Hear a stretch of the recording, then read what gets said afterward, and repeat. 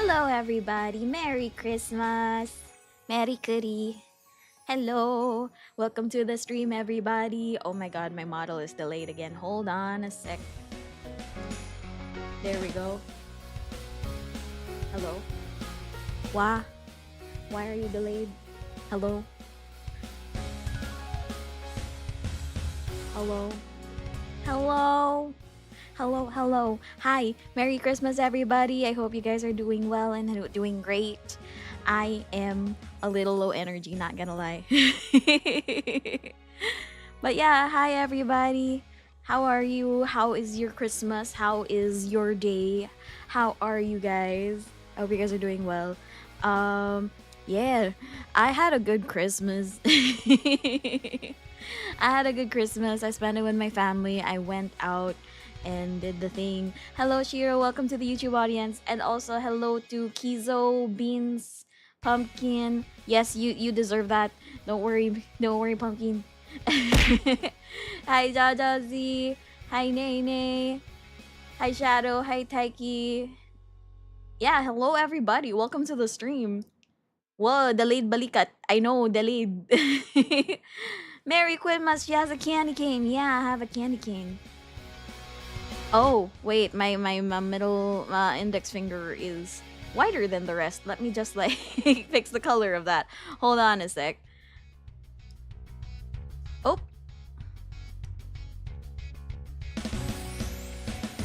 Oh, whoop. Hold on. I moved my body. Okay, that works. Let me just configure that real quick. But how is everybody? How did you guys spend your Christmas? Because Christmas is great. How did you guys spend your Christmas?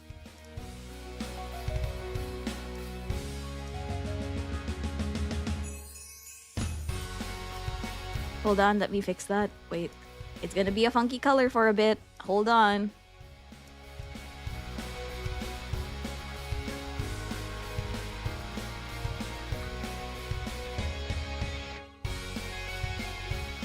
Oh, it's a funky color. Hold on a sec, hold on.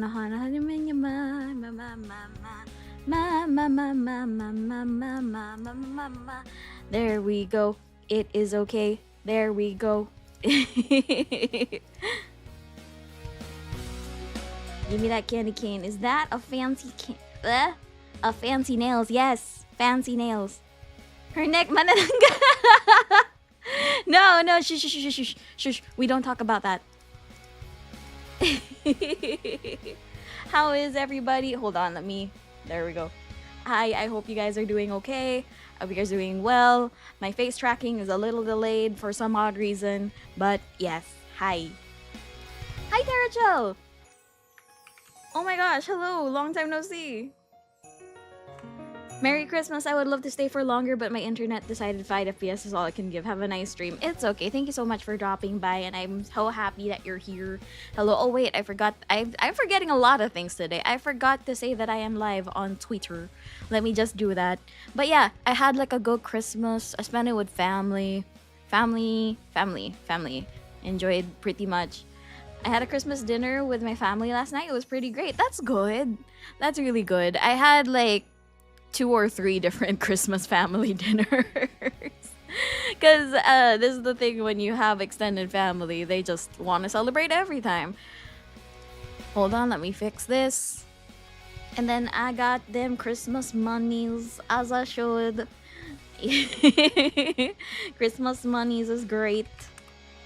And then I also treated myself. I treated myself like with... I can type live. There we go. I treated myself with... what's this? We don't talk about ulo. Rather the disconnected or ulo. Yeah, we don't talk about that. It's not disconnected anymore. It's not disconnected. It's fine. It's fine. Don't worry about it. It's fine. Hi, Ventus. Welcome to the stream. But yeah, I treated myself a little bit with my Christmas money by like getting what did I get? I got a new tarot deck. I realized that my tarot decks, the tarot decks I pick are like usually the same. They're usually like anime centric. What's this? They're usually anime centric, and I always get the cards that are like they make sense drawing wise. And it was between like a manga tarot deck or a um cats that are movie references deck. And I was like, oh, this is a hard decision, but I got the manga deck instead. Two or three different Christmas family dinners. Ruby has many wives. Yes, I have many wives. And I'm gonna meet my wives also as well tomorrow. Yes. Ako na ang ginawa ko po during Christmas Day, natulog. No, deserve. Deserve ang, to rest on Christmas Day. Hello, Biscuit. Welcome to the stream. But yeah, deserve to rest, deserve to chill. Me naman, I was testing cookies. Because I'm making cookies again. Because it's Christmas season, so I'm making cookies again. Thank you for the head pats, which are still unbelievably huge. That needs to be adjusted too as well. Hold on. Let me do the change. Head pats.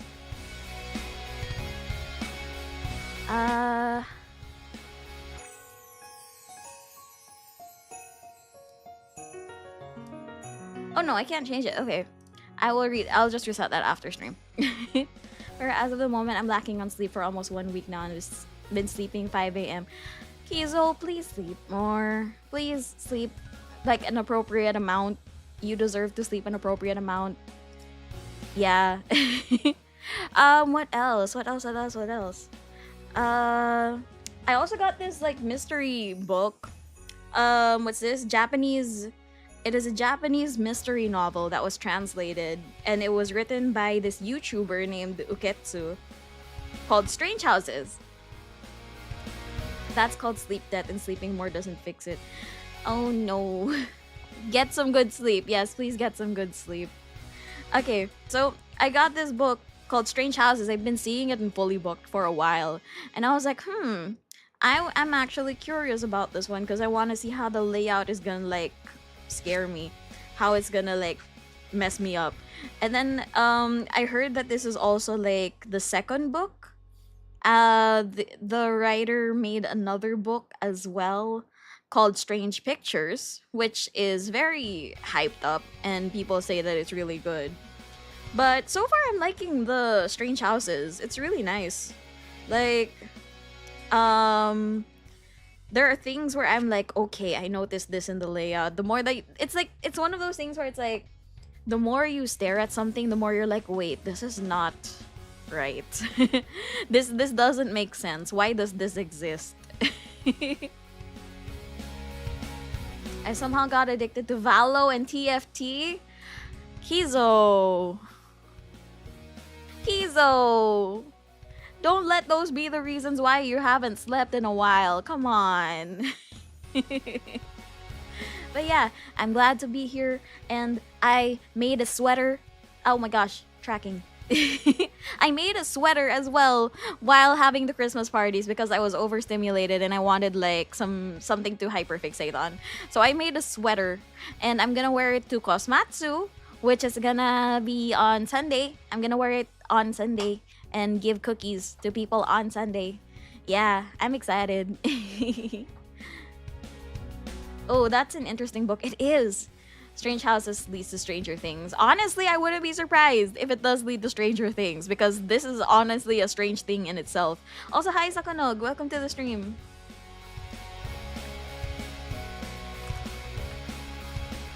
Hello. Okay, so yeah, maybe if like the book is really really good, I'm gonna make a video on Strange Houses, and then read Strange Pictures, not Stranger Pictures. But yeah, I can't wait to like read the rest of the book. I'm hopping from topic to topic. I'm so sorry. I am sugar high and caffeine high at the moment because I was testing my cookies. And they are good for now. They're really good. I do worry about one batch though because one batch had too much flour and I'm realizing the effects of flour now. Like, okay, so I didn't know. Like, what's this? I have a usual set of utensils when I am baking. And for this one, I did not use my usual set of measuring cups. I used a new set that my mom got. And I was like, surely measuring is standard throughout all the, like, throughout every piece of measuring tool, right? I was like, surely that's gonna happen. Turns out I tend to underfill with the other measuring cup, and this one I tended to overfill. So the flour started making the cookie a bit less chewy, if that makes sense. It doesn't it's a little chewy, but it's more on the tougher side. It's more on the harder side. So I was testing it and I wanted to see how it'll hold up 24 hours later. And sure enough, it's a tough cookie, but it's not super tough. It's still like okay. But I would prefer it if it was chewier, but read along stream when? Honestly, I would love a read along stream. Like, okay, I'm gonna but it's gonna say plot twists though. And plus the way that you read this book, it's not like it's not the usual way of writing things. That's the thing. Pahingi po ng cookies. I will give you cookies soon, Kizo, one day. Maybe during the next dance class. Probably. But okay, so it's like the way that this is written, it's not in the usual way where it's like how fan fiction is like, I am good, Ruby said, Rosalie. It doesn't what's this? It doesn't translate like that. It doesn't read like that. This one is literally like it's written in a way that is like a script. Surely measuring is standard, 2 shots of vodka. Yeah, that's how you measure. 2 shots of vodka, 3 shots of flour. But okay, so the way that you read this is like, there's a paragraph, and then when it comes to the lines of the characters, it's read like a script. So it's like, here, I'll read like a page. It says, Mie retrieved a plastic document wallet from her bag, then removed the sheet of paper from it, placing it on the table. It was a floor plan. Author, what is this? Mie, it's the plan of the house. I think the owners of that other house might have lived here once. That's how it's read. That's how it reads, at least. And then, like, it's interrupted by little images of, like, it's a picture book. It's basically a picture book, because the way that you can't just imagine the floor plan. You have to see the floor plan, and you have to see what they're pointing out. You have to see, like, oh, this room is actually connected to this room via the downstairs floor. Oh, this room has no windows. So, like, the why is there no windows? This room can only be opened if you go inside this room. You can't exit any other way. That's how you have to read this book.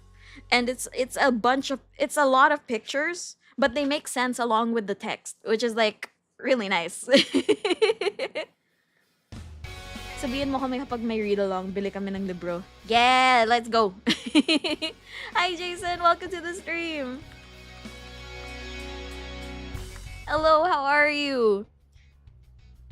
Okay, so aside from reading the book and everything, my Christmas dinners were fun. I am normal, the non-divergent said unautistically.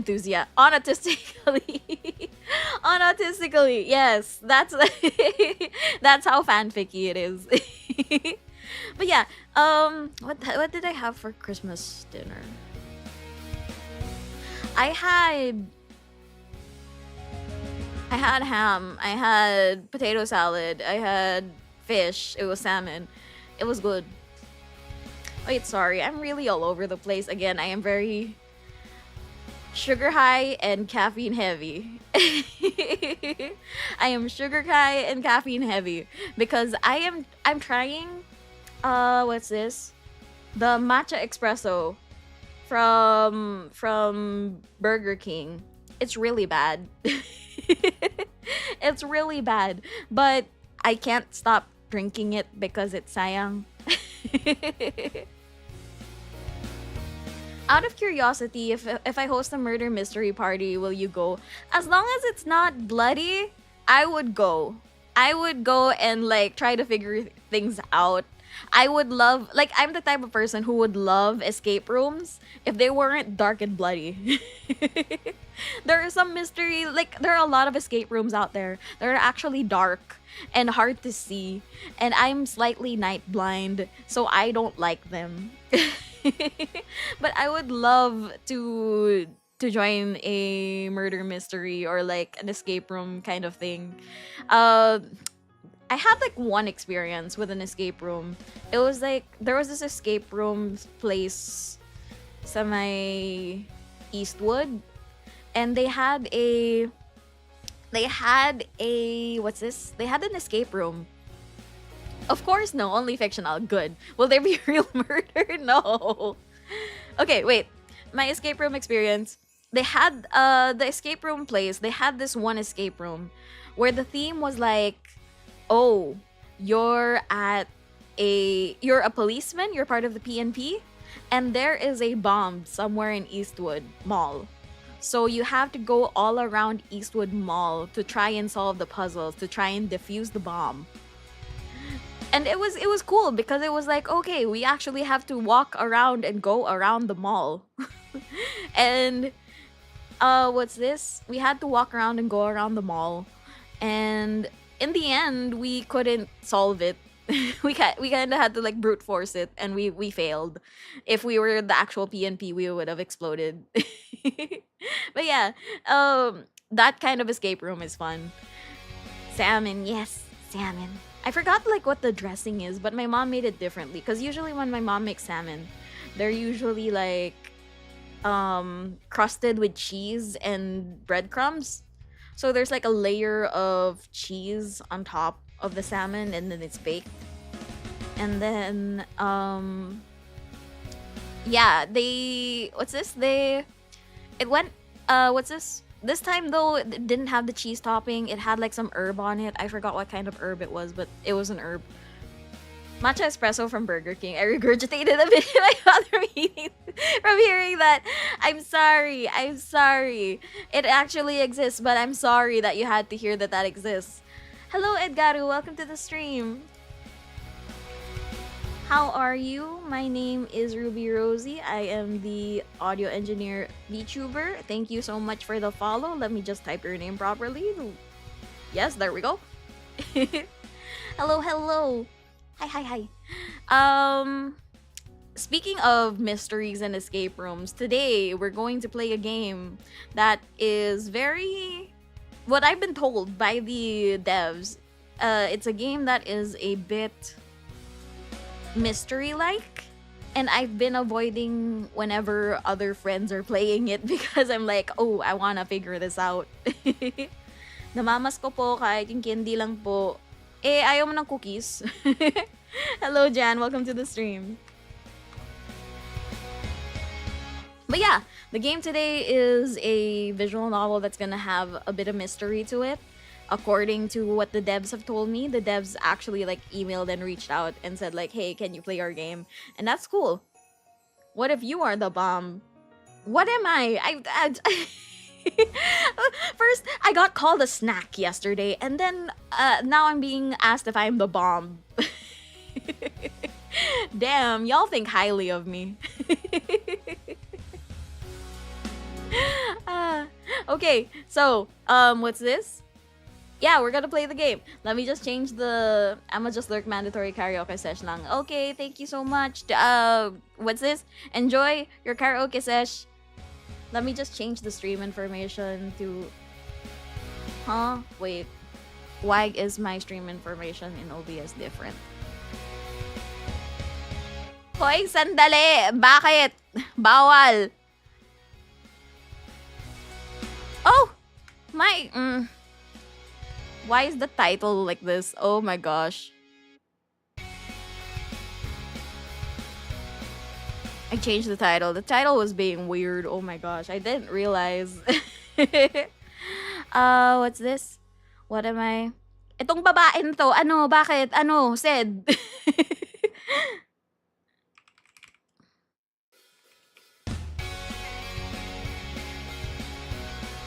There we go, Death and Faeology. Done. Anong ginawa ko, said? Bakit? Ano?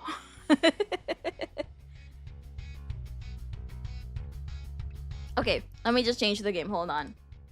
Boop. Oh, wait, the game audio is not set. Properties. There we go. Is it just me or there's a 2-minute lag? I feel like there's a 2-minute lag because I don't know why there's a lag, but I feel like there's gonna be a lag in the stream. Okay. Hold on. Drink.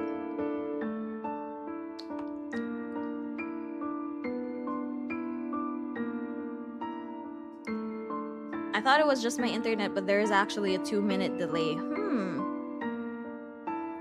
I wonder why that is. Huh. Itong babae na ito ba si rubiirosie and Rosalinda Insurmountable Felicianity Sinano Demogorgon Ilanera Victorina of the Philippines. Hi, said, welcome to the stream. Did I shout you out already?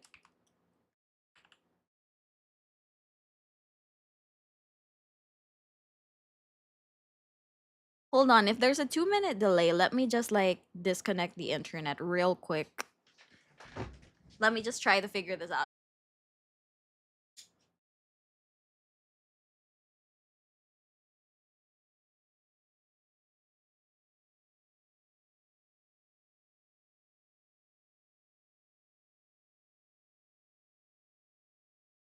Hello? Are we back? Phase. We don't like phase here. Apparently we don't. Oh. Why don't we like the phase? The phase are good. The phase are great. They help establish things. Okay, I'm assuming we are back, and I'm assuming there's a 2-minute delay with the actual stream. So let me just check if everything is okay. I don't know why there is a delay. There should not be a delay. Hello? Are we good? If we are good, please type the number 1. Because we are number 1. Dun, dun, ta, ta, ta, ta, ta, ta, ta, ta, ta, ta, ta, ta. We are number 1. Ah! We don't like the phase. What are we supposed to do? What we do support is the gays. Hey, let's go. Hello, 1, 3, 6, 6, 7. Jesus Christ. Hello, Andrew. Welcome to the stream. Okay, I think we're good. If everyone is typing a number, I think we are on time now. I think we just needed to disconnect from the internet for a bit. But yeah, today we are going to play Death and Faeology, and I need to lower the volume because holy crap, this is loud. Okay, so how are you guys? I hope you're doing well. Welcome to the internet. Have a look around. That was loud? Is the game actually loud? How am I? I am doing great. I am actually like not ready for what's going to happen, but I'm assuming that me reading a mystery novel the entire day is going to help me in my like puzzle brain today. I have work later, so I'm just chilling right now. I hope you enjoyed Christmas before going back to work. No, Ruby, no sing. We deal with dirty phase. No! Ate Ruby, what happened to the Christmas face mat? You okay? Oh! Yeah, that was a thing. So, what's this? It happened while I was... Okay, story time. I was baking cookies that day. I was baking cookies. And I was trying my best to make sure that I was syncing the time of the cookies and when I'm doing everything else, because I'm washing the dishes, I'm cleaning the table, I'm making sure that everything is fixed inside the kitchen and everything. While I was carrying a bunch of utensils, while I was washing the utensils, PJ kinda had the smartest idea to walk in front of my path. He had the very smart idea of walking in front of me while I'm carrying a bunch of things and I don't see him. So I kinda just blooped and and fell, and luckily the my cheek broke my fall. Luckily my cheek broke my fall, and it wasn't as painful as it was. I think it's cuz like I knelt before actually like falling. It's not complete boom on the floor. But like I'm okay, I'm fine. Are your cheeks that bouncy? Apparently. My cheek broke my fall, and I'm thinking with that, plus the fact that my wisdom tooth thing was okay, I think the cheek area of my face is just built different in the sense that I do not feel any pain in this area.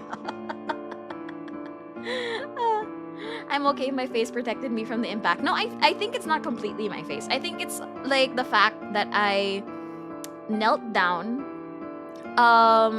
Did I twist my foot? Maybe. Did I get injured from it? No. I twisted my foot a little, and then my arm also like extended out while I was carrying. Unbelievably enough, the things that I was carrying, I somehow fell sideways and a little bit up because they did not touch the floor. They did not leave my hands. And like I think my arm kind of like also braced for impact. So what's this? One way or another, I am okay. I think that's it, Kizo. My spidey senses kicked in. If you feel any pain or any part you twisted, please apply ice pack. I feel no pain for some odd reason. I feel no pain. So I am fine. I am okay. I went back to baking cookies. Ruby sense is real. Yes, that is the power of the Iglesia ni Ruby. I feel no pain. Okay, she's not 30 yet. Damn right, I'm not 30 yet. That doesn't sound convincing. Wait.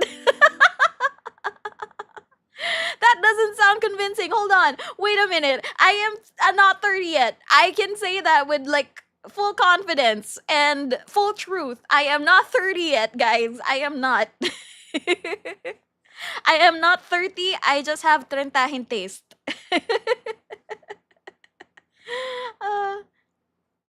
I slept in the wrong position and I couldn't stand up straight for most of the morning. Oh dear. I'm not 30 yet. I'm not so sure. I'm definitely not 30 yet. I just have trentahin taste. You know. Oh, speaking of trentahin taste. What's this? I was like you can tell from among me and my cousins when we're the trentahin crew. When we have this relative who always gives like really mundane useful gifts. Last year he gave like a bag and a pouch and stuff like that. This year he gave socks. And you can tell the difference from the younger ones versus the older ones, where we're just like, the younger ones are like, "Aw, socks, really? Oh, it's engraved. It's what's this? It's engraved in everything. It has our names and stuff like that." Meanwhile, the ones who are like older, they were like, "Oh my god, yes, socks, and it has my name, so I won't lose it. Oh my god, whoa!" So yeah, you can tell when someone's trentahin or not. Ah, okay, yeah, sorry. We have to start the game now because it's already been like 40 minutes. I'm so sorry. Batang 1990 to 1995 vibes. Well, true. I guess. Yeah, that's kind of true. Anyway, so what do I know about this game? I know that it is a mystery game. I know it is also a wait, hold on. Is this sorry, I'm just gonna double check if the game capture. Yeah, it is not fit to screen. Hold on. There we go. Okay, there we go. I knew something was off. Okay.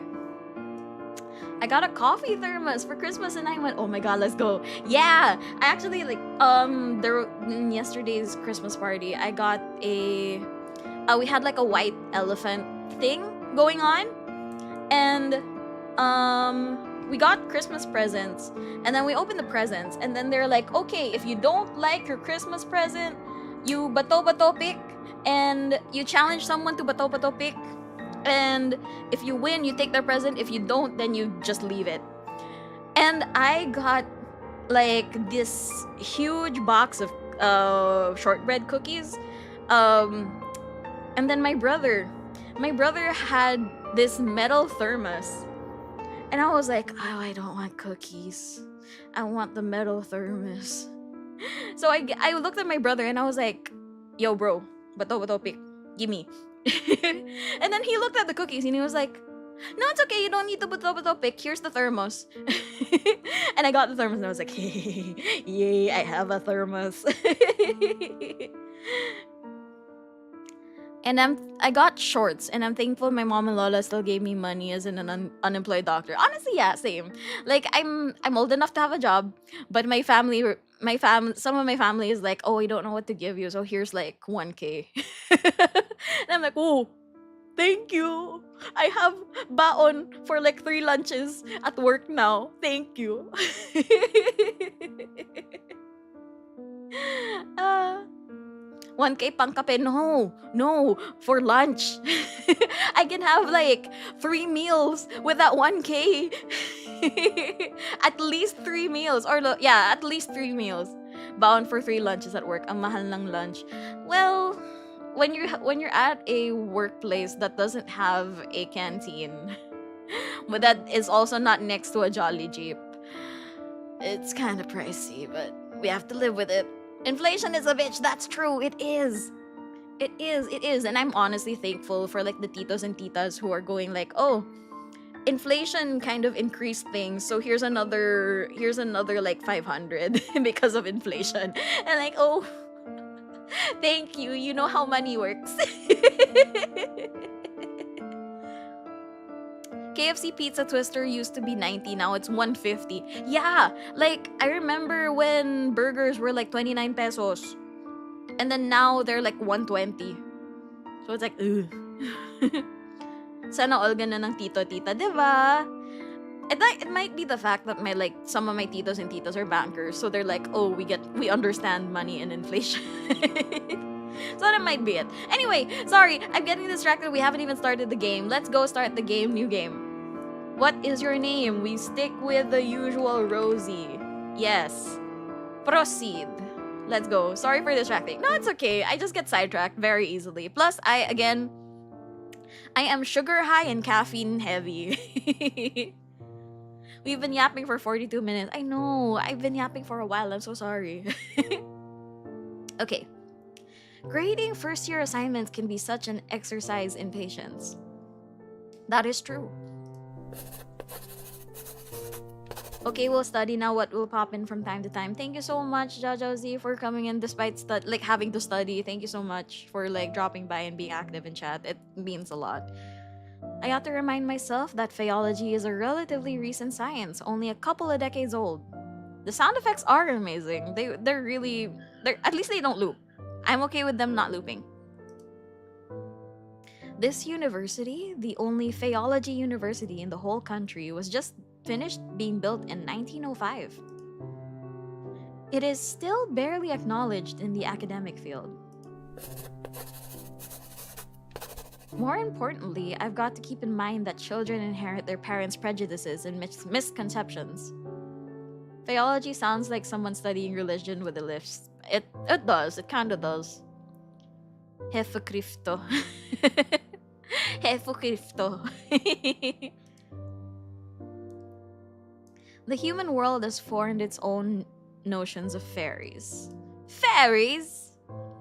Alas, I find myself unable to suppress a big sigh every time I read references to poison apples ushering princesses into eternal sleep.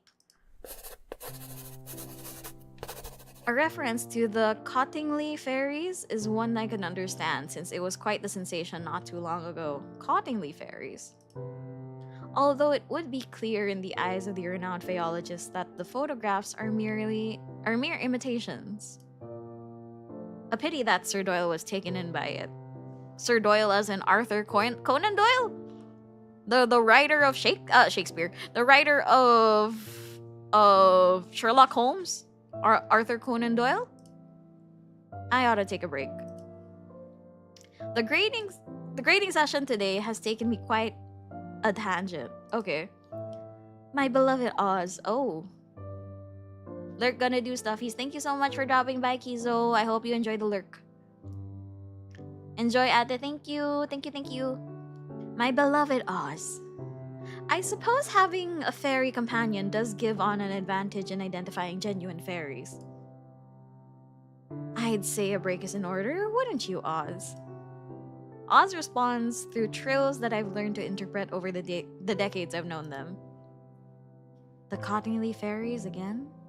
The game would end early on by you going, "Ay, lamok!" Hey, he's a pretty lamok. He's a pretty lamok. I don't want to injure a pretty lamok. Yes, and Princess's eternal slumber due to poison apples. Hi, Aneng. Welcome to the stream. There we go. Hello, Rar. Okay, going back. We don't care much for human princesses. But making poisoned apples is rather an easy feat. You're prettier than a lamok, thank you. I appreciate that. Shall I turn one of them into a toad in front of the whole class to show that Fae folk is capable of more than that? At the same time, showing them that not all fairies are a friendly bunch. I can't help but chuckle at the thought of that. Akala ko ako mag-blush sana ako. Hey, true. Une could be talking to anyone right now, you know. I believe some might just quit the same day if you do that. Besides, if other Faeologists gets a hold of your existence, who knows what they'll do to you. Chances are high those people will try to pin you to a corkboard and vivisect you. Hello, blank damn. Happy holidays. Hello, Gamma-san. Welcome to the stream. Hello, how are you? I hope you're doing well. Merry Christmas again, by the way, to everyone who just joined in. I would never let that happen. I've always appreciated you pursuing Faeology to ensure that. It's me, Cryptic. Oh, hi, Cryptic! Oh my god, you changed your name. Why did you change your name? But, hi, welcome to the stream. I hope you're doing well. How are you?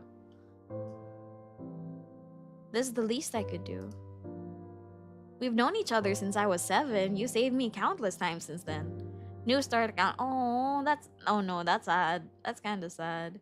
Well, I'm glad you're back though. Well, you could have let me bleed to death when you found me. I would never! I could hear a delightful melody of chirps laced with a touch of whimsy, which makes me feel just a tad fizzy. It seems that even the laugh of a fairy possesses some magical quality.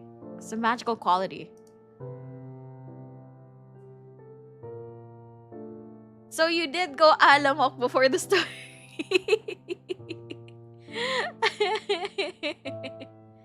Lost my old account, but doing good. Glad that you're doing good. Okay, wait, going back. While you're on a break, isn't there something else on your agenda this afternoon? Right! Mr. Henkel's letter. Henkel? Henkel?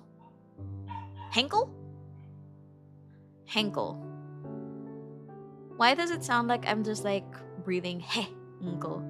PJ is bow bow. Yeah, I don't know why you guys can hear PJ. But yeah, PJ is barking because like my brother went downstairs. I could hear them. My brother went downstairs, so PJ will bark bark. But he's good now, I think. Hopefully, maybe. Are you okay, PJ? Are you good? I don't think he's okay. Oh no, I do think he's okay. I think he's fine. Okay. Thanks for reminding me. I retrieved the letter from my patron from a desk drawer. I leaned back on my chair and read the missive aloud to myself. PJ wants attention. He always wants attention. He always wants attention. But apparently he's like quieter than most dogs. A little bit, kinda. he's a good dog. He's a good dog. I love PJ. He's my baby. 10 stream streak. Oh my god. Thank you, Une. What do I get? May premyo ba? You get the recognition that you have been here for 10 streams. That's what you get. Thank you for being here. Thank you for being here for 10 streams. Yes. Dear Rosie, how long are you going to keep me in suspense? Will you or will you not accompany me to this year's Lios Gala? You could do a lot worse than forgetting your boring books for a moment in favor of whiling away an evening with champagne and canapes and invigorating company. And when I say invigorating, I'm not speaking of those old sods with deep pockets ready to be exploited by way of funding grants for your research.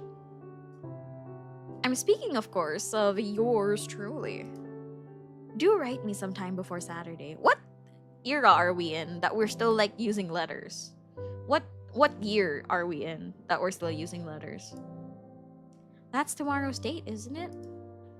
Oh, I know. My delay in responding is entirely by design, I assure you. PJ is a good dog. Yes, he is a good dog. Proceeds to chew the internet line. No, when he was like really like months old, he chewed my initial internet cable. And I had to get a new one. But he chewed through my initial internet cable when he was like a little baby. We still use letters in this age though. I mean, some places do still use letters, but I feel like this kind of correspondence would have been better in like a text. PJ! Why are you barking, my dog? What is bothering you? No, he's still barking. My baby, what is bothering you? What is happening? Hello, Flack. Welcome to the stream. Okay, BRB. I think I need to check what's going on.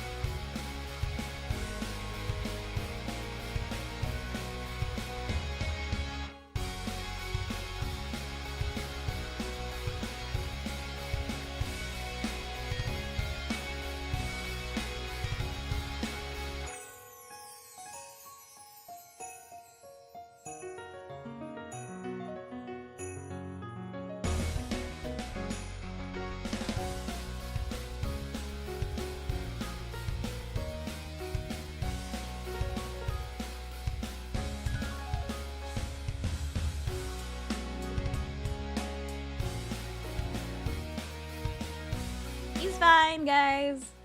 He was just. What's this? My brother started eating dinner. That's why. Oh, hello.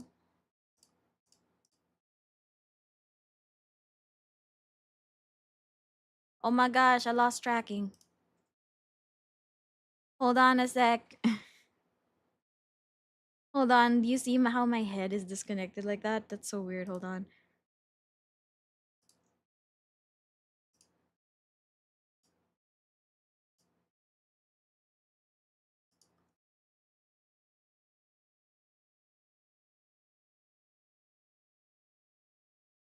There we go.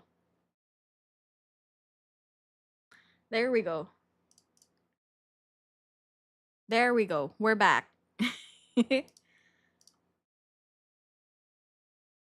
Na all baby, parang gusto ko maging si PJ. No, PJ is my literal child. Stop. I got Minecraft for Christmas. Let's go. When we open the Chaos Crew server, you'll enjoy like playing Minecraft. I'm excited to play with everybody. He's just in it for food. Also, hi Cashew, welcome to the stream. Ruby knows how to pop and lock. Pop it, lock it, polka dotted, countrify, and hip hop it. Also, hi Serial, welcome to the YouTube audience. Okay, there we go, we're back. Let's continue the game. Oh, I know, my delay in responding is entirely by design, I assure you. I'd hate to be getting the looks from the crowd like I'm a wet blanket. Faeology isn't worth my dough, they'd say. Oz replying chirp is decidedly indignant. I nod to Oz in agreement before returning to Mr. Henkel's letter. Henkel is such a weird name, I'm so sorry. In other news, I've heard that little Ruthie Blythe caused a minor ruckus in the city's hottest speakeasy. If your old friend Detective Krause hadn't been in the area at the time as well, who knows what could have happened. I find myself rather perturbed at this revelation.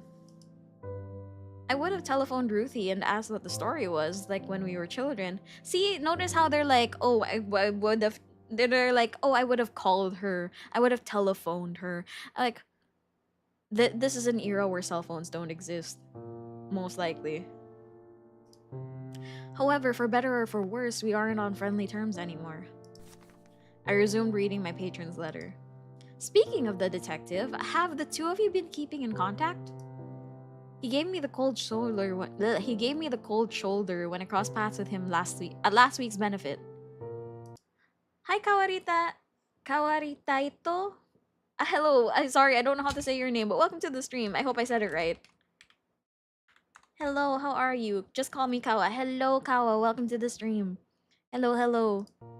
How are you? I hope you had like a good Christmas and I hope you're enjoying and chilling as you watch the stream. He gave me the cold shoulder when I crossed paths with him last week's benefit. I couldn't help assuming that his persistently frosty treatment of me might have something to do with you. Why blame it on me? Thanks, you too. Yeah, thank you also for following. I think I saw you that you followed off stream. I think that was you. But yes, hello. I hope you're doing well. It's unfortunate that the extensive bonds you have with him should end in a rather bitter taste. No, no. Oh, that wasn't you? Wait, hold on. Oh, yeah, it was a different Japanese sounding name with a K. I'm so sorry. I chatted with you when you were playing the other VN.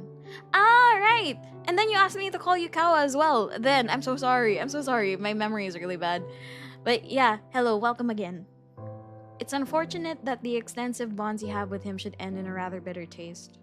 It's fine. I'm glad it's fine. Thank you, thank you. As you have told me more than once, when it was good, there was nothing else quite like it. Yet you speak very little of him now, and I find myself wondering if he still holds a place in that guarded heart of yours. Is this their way of wording that we had like a thing with this guy, and now we're just like, oh, it's through, we're done? The letter is signed, Yours Everlasting, Oscar Henkel. You're tracking? Oh no, my tracking. My head has disconnected again. What's up? Hello?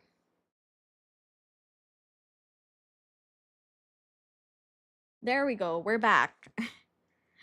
My tracking keeps tracking less. Why is it doing that? I don't like that that's doing that. Well, I've kept Mr. Henkel waiting long enough. Sinasapian niya ng ghost of Christmas present. No, I am Scrooge. No. I press a pen to a fresh sheet of paper to commence crafting a response. Just then, a familiar rhythmic rapping pierces the silence. I glance in the direction of Oz, but they're nowhere to be seen. Oz must have camouflaged themselves in a heartbeat. I put Mr. Henkel's letter in the drawer before calling out. Come in, Winnie! Oh, she cute! She looks like Anna. She cute. My assistant enters the office. She's careful to snap the door shut behind her. Professor? Minnie Minerva. Oh, that's cute. Hi, Minerva. Professor. Yes, Minnie? Were you talking to yourself again? Yeah, that's right. You know me. Okay, that's how she disguises the existence of Oz. Okay. I see. Sometimes I wonder what she must have thought while hearing the mumbling sounds of me speaking with Oz. But she knows when not to poke her nose into things. One of the things I like about her. And also what makes her the bee's knees when it comes to being an assistant. Okay, so this is really old because they're using the bee's knees in the slang. Yes. Wow, you're really old. No, not that. I didn't say that was from my era. In this case, it's the phase knees though. That's true. It should be the phase knees. I'd hate to be the bearer of bad news, but he's here. Who? That police detective from the newspapers? Police detective? Even as I echo these two words, there's a sinking feeling in my stomach. You know, the man who made you crumple the papers and toss them in the trash can. In the end, we had to stop our subscription for the dailies. Detective Theodore Kraus? Yes, that's the one. Knowing Theo is here is making my world go momentarily off kilt. It's as if, by the magic of the fairy tales I malign, the ink in my patron's letter has manifested him into the reception area. In the end, we had to stop our subscription for the dailies. Lo my Genshin! Yeah, when I was reading that, I was like, did we subscribe to get something for our dailies? Did we play another gacha game? Can't you tell him I'm not delivering a lecture on the far side of campus or something? Hi, Johnny. Welcome to the stream. Hello, how are you? I hope you're doing well. I hope you had a Merry Christmas. That depends. Is it a lie? Is a lie like that going to deter this man?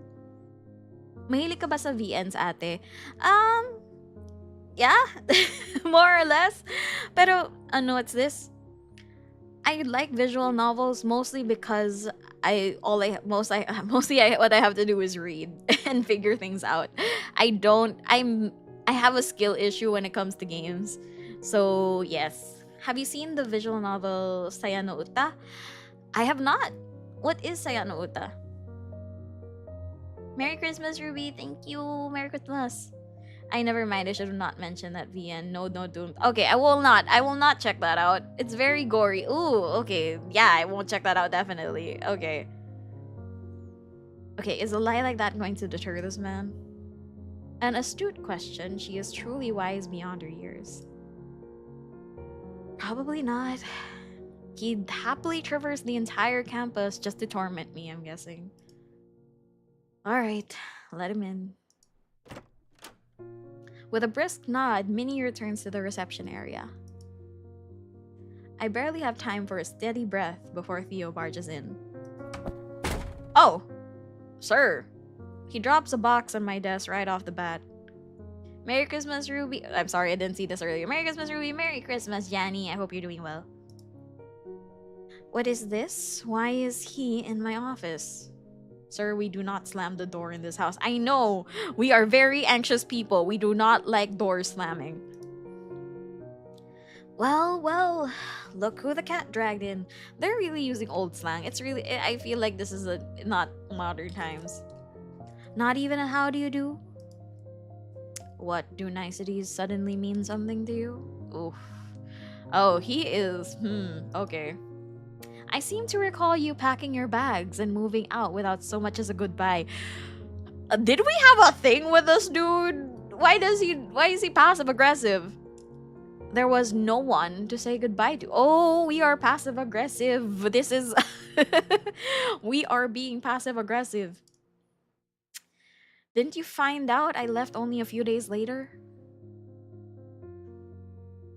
Not modern times, Ruby. They used those idioms in like 80s, 90s. Exactly, that's why. They were used before I was even born.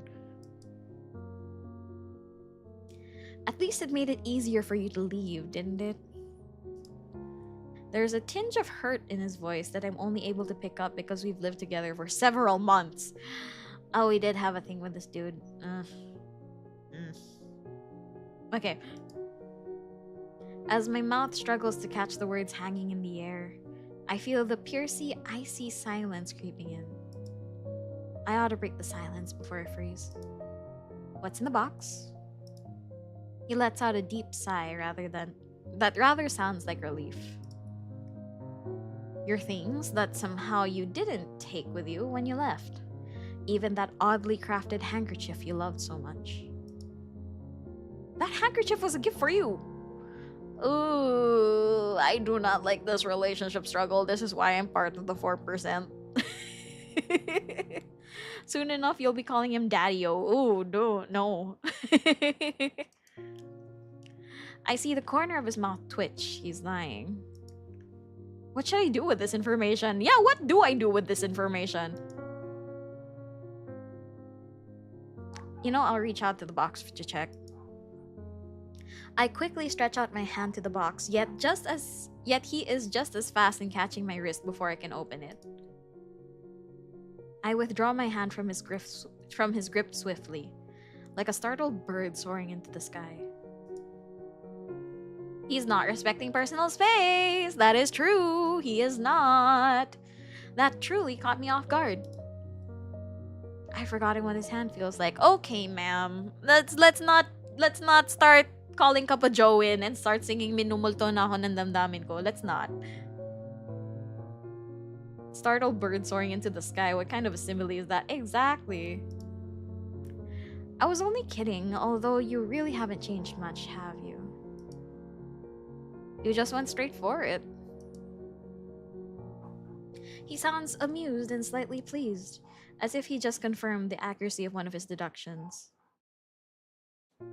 Oh wow, your character here is just as thirsty as Rosie from the Office Crush VN. That's true. They are. Hold on, PJ's barking again. I'm gonna check that again. So sorry.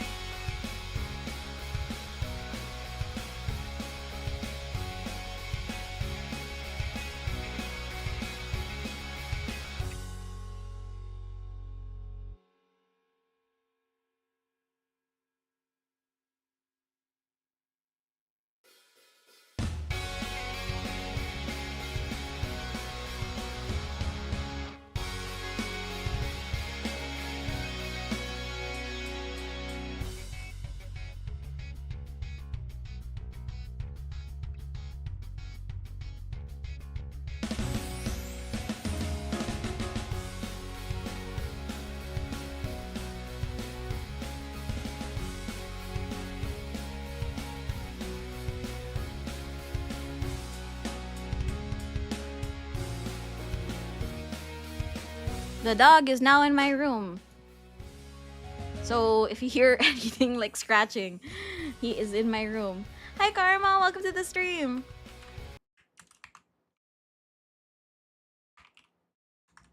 Hello, hello, Ruby-chan. Hi.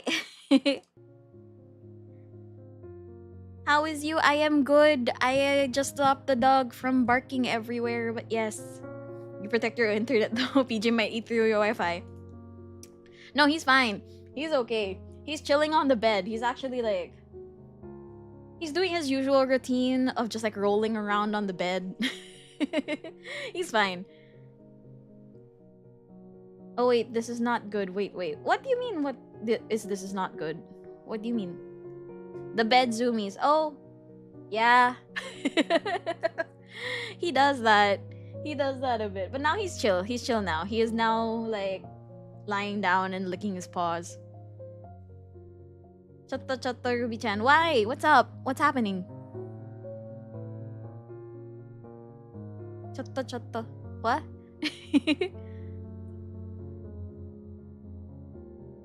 I'm confused. Okay, so going back to the game. PJ wants you to lay with him. Nah, he's fine. He's fine. He's just lying down there. He's enjoying the air conditioning. He's fine. Okay, going back to the game. He sounds amused and slightly pleased, as if he just confirmed the accuracy of one of his deductions. Neither of you. Grabe ka kay BJ? No, he's literally fine. He's facing away from me right now, licking his paws. He's fine. I threw all of it away right after you vanished. He says with a subtle squint in his left eye, another lie tell of his. I can't help but sigh at his antics. Of course you did. So what's really in the box? Want to take a guess? I do have an idea. Knowing him, he'd sooner face the whole Al Capone gang. Oh, okay, we're in the era of Al Capone, I see. The whole Al Capone gang by himself and take their bullets before coming to visit me. This must be way more important than our poignant history. Are we in Italy? Maybe. I didn't establish where. Case evidence. I've seen boxes like this one before, but never one quite so large. It's a really big case, isn't it? He nods. The biggest of my career. And to come to me of all people, you must be at your wit's end about this. He looks away as if trying to hide how galling the circumstances at hand are. Truth be told, I'd rather face the whole Al Capone gang and take their bullets than have to see you again. Oh yeah, we did say that. Gee, that stings a little. So why would you... Hold on a minute. You think this has some sort of connection to fairies? Oh, he is tsundere. I think he is. He flicks his tongue in exasperation. Hi, Change. Welcome to the stream. And oh my god, Karma, thank you for the sub. Thank you so much. I'd rather face the mafia than see you again. Baka. Yeah, he is tsundere. Yes, baby dog. Oh, you need neck scratchies? Oh no, he's okay. There you go, bi-yearly. Thank you so much, Karma. I highly appreciate that. And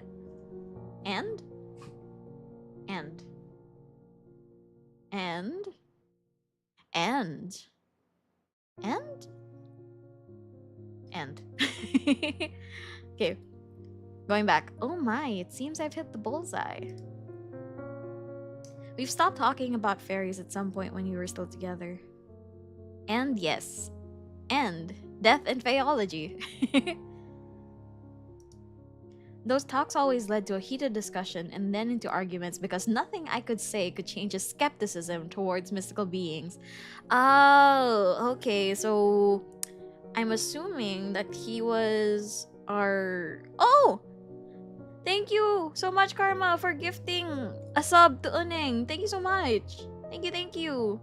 Uneng, say thank you. Okay. Those talks always led to a heated discussion and then into arguments because nothing I could say could change his skepticism towards mystical beings. So I'm assuming we were together and then we were all lovey dovey. And then when it came to like stuff about Faeology, he's just like, oh no, they don't, that doesn't exist. And she's like, I have a literal fairy that goes with me. How do you not understand this? And then he's like, oh no, he's an atheist. Exactly, he's an atheist.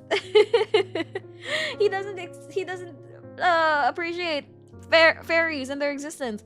Oh my god, Karma. Karma, thank you for gifting to Jaja Z. Awesome, thank you so much. Jaja Z, please say thank you. Thank you so much. Oh, I highly appreciate it. Thank you, thank you, thank you.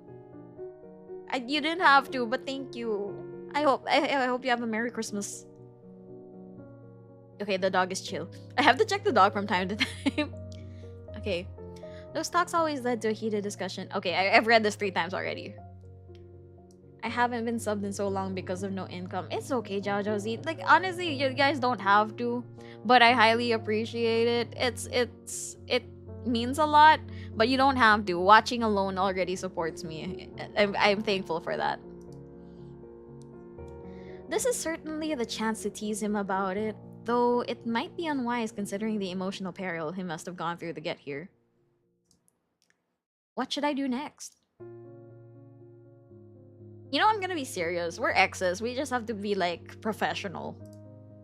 I know this must be hard for you, but I can't help if you don't say anything. Tier 1 sub for 21 months. I've been subbed that long. Apparently. Damn, that is a long time. That's almost 2 years. Thank you. Oh my god, that's surreal. Sorry, that just hit me. It's like, oh wow, that's that it's not that I think it's a bad thing, it's more of like, wow, thank you. Hello guys, welcome to the stream. Thank you for the hydrate. Hello, hello. How you doing? I'm doing good. The dog is doing good. He's chilling on the bed. We're fine. Okay. We're apparently meeting our ex in this game right now. So, yes. We're talking to our ex. Nothing more. Karma, thank you so much. Thank you. Thank you. That means a lot. Okay, you're right. As difficult as it is to admit, the things you've told me before about fairies and whatnot might have helped to make sense of the case. Yes, why did you sigh? Why was that a really deep sigh? Are you okay? You just like exhaled really loudly through your nose. Are you okay, baby dog?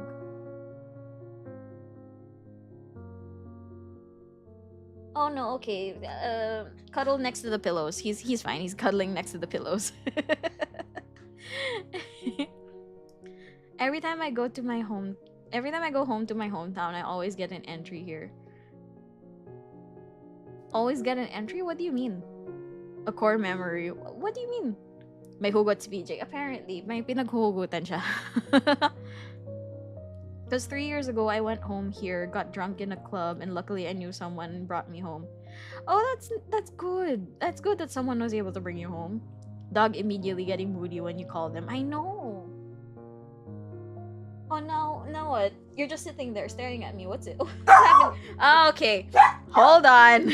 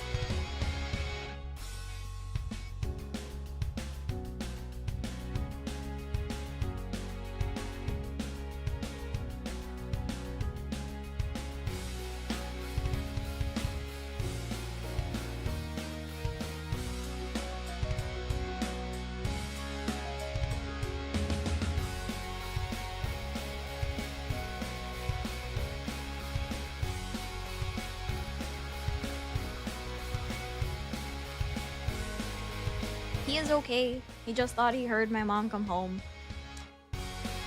Yeah, he's fine. Alright. And now I am here at the province, tried to ride an automatic motorcycle. Crashes with minimal scratches, but phone LCD died. I'm glad you're safe.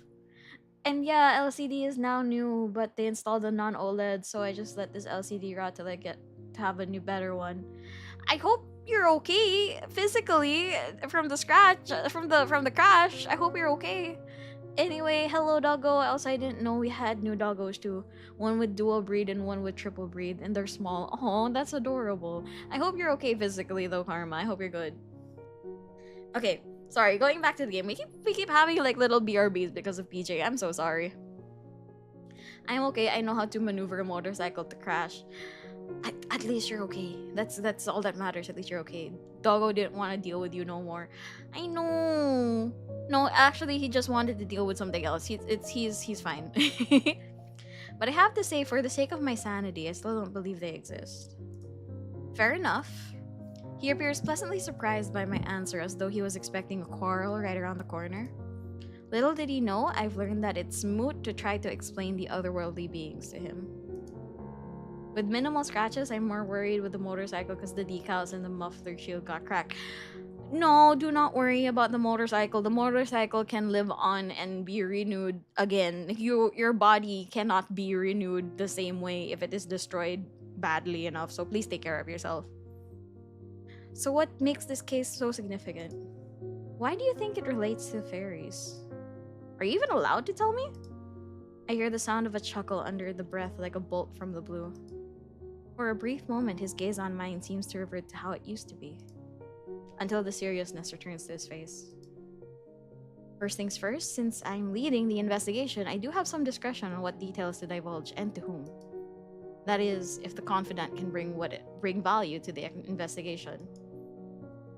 And I've known you for a fact that you can be discreet. Still, I must ask your sworn secrecy on this matter. You got it. So tell me about the case. Why does it seem to be part of paramount importance? It's a multiple murder case, potentially perpetrated by a single culprit. And I'm asking the owner, which is my cousin, and made him quote the cost so I know how much of it is. Until now, he'd be like, he ain't rushing repairs because it ain't major, just scratches. But it's more important than my body still whole. Yeah, again, your body is more important. And we still have a drinking session this 28th. Please take care of yourself. Are we dealing with Jack the Ripper? Maybe. We might be. The victims are chiefly middle-aged women residing north of the city. Oh, it might be Jack the Ripper. They're from old money families, the types that make regular appearances at high society events. Oh, I see. No wonder you're all tensed up. You're telling me. Chief took me off every other case and insisted I put all my time and effort into this. It's only a matter of time until the press catches wind and makes a circus of everything. Oh no, it's not Jack the Ripper when they mentioned middle-aged and rich women. Yeah, when they said that, I was like, oh, not Jack the Ripper. Yeah.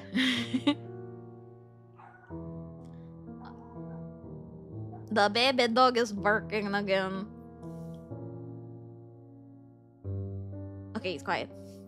One special lore about Karma. Karma gets drunk if it's beer. If it's hard liquor, I'm your knight. Yes. Karma, take care of yourself. Scary that Jack the Ripper may have been a surgeon. Yeah, actually, one of my favorite theories about Jack the Ripper, one of my favorite theories is that it might be Jose Rizal.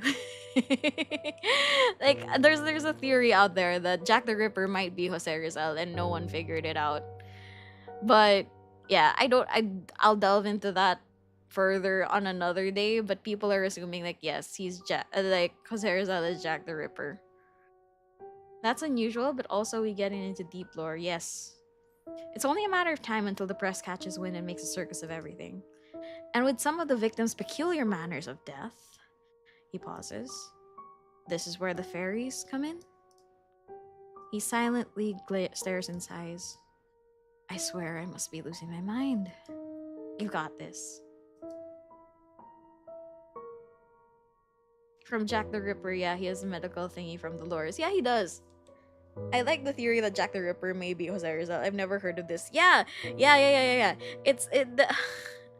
I remember, I forgot where I heard it from, but there was a theory that Jack the Ripper might be Jose Rizal because he's medically trained. He was a flirt to the girls. Um if I find the theory again, I'll talk about it on stream again. But yeah, there was a theory that Jack the Ripper is Jose Rizal. And Jose Rizal is Jack the Ripper, yes. J Riz was actually J Rip. Yay. We got a serial killer as a hero. Yeah, true. Bear Ruby, thank you so much for being Jack the Rizzer. J Riz to J Stabbies. Oh no. Oh my god. Okay. Now he draws in a long, deep breath. Few of the victims had a manner of death that the unit has never seen or heard before. Sticking out your gut for J Rizzer. You're so skivvy. J Riz gets the baddies and stabbies them, literally. Exactly. But yeah, that's a theory. That's a theory that I think is on the internet somewhere. The strangest case is one where the body seemingly hardened into bony tissue overnight.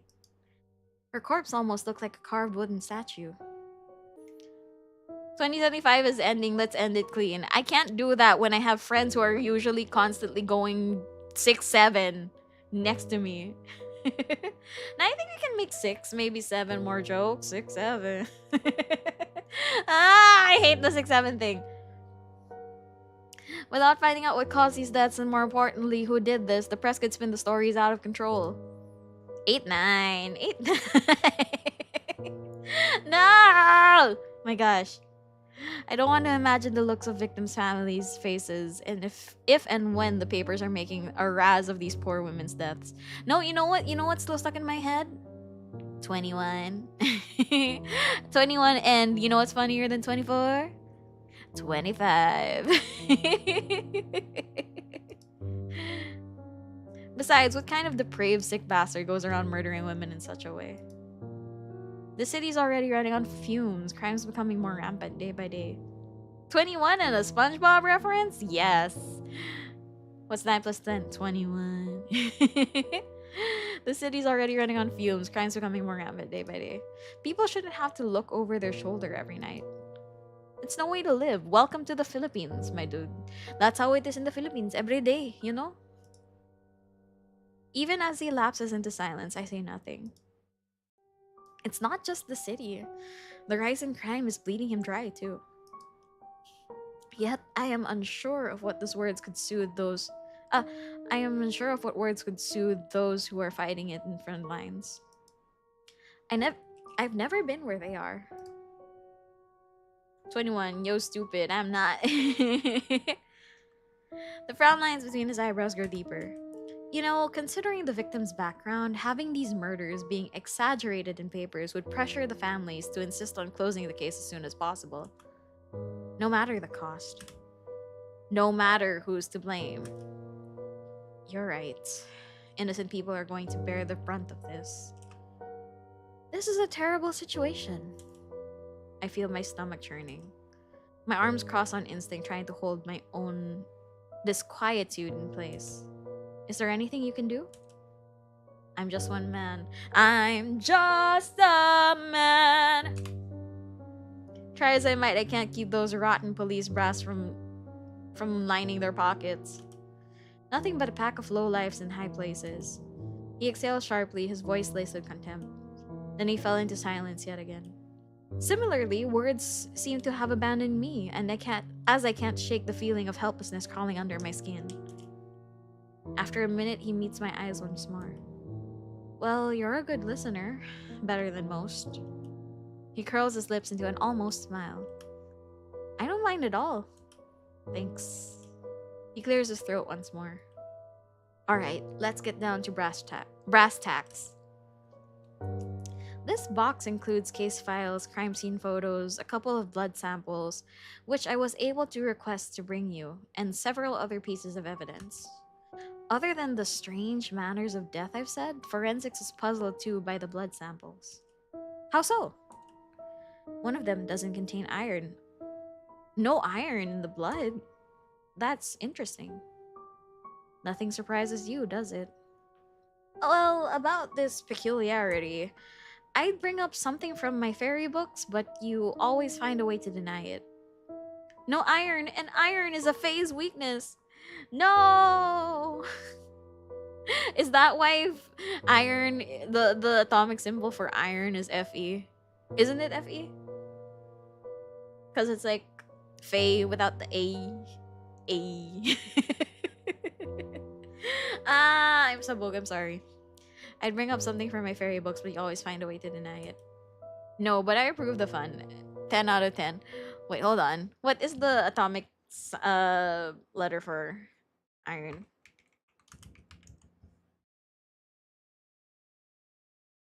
Yes, Fe. It is Fe. Okay. I approve the fun. 10 out of 10. Yay! Fae for Ferrum. Ah, okay. Okay. I'm still investigating the possibility of unknown drugs or poison that somehow caused these oddities. But I'd be a fool not to go after my hunches and look into all the possibilities.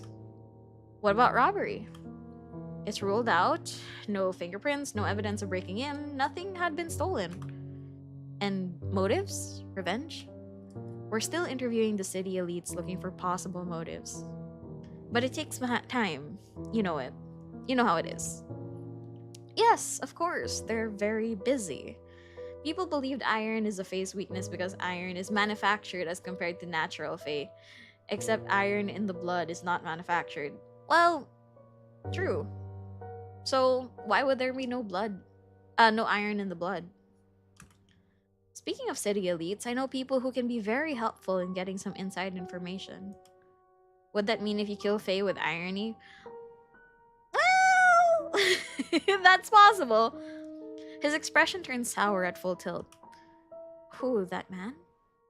I said people, but yes, that man would be particularly helpful in this matter. He scoffs brazenly and doesn't even try to hide it.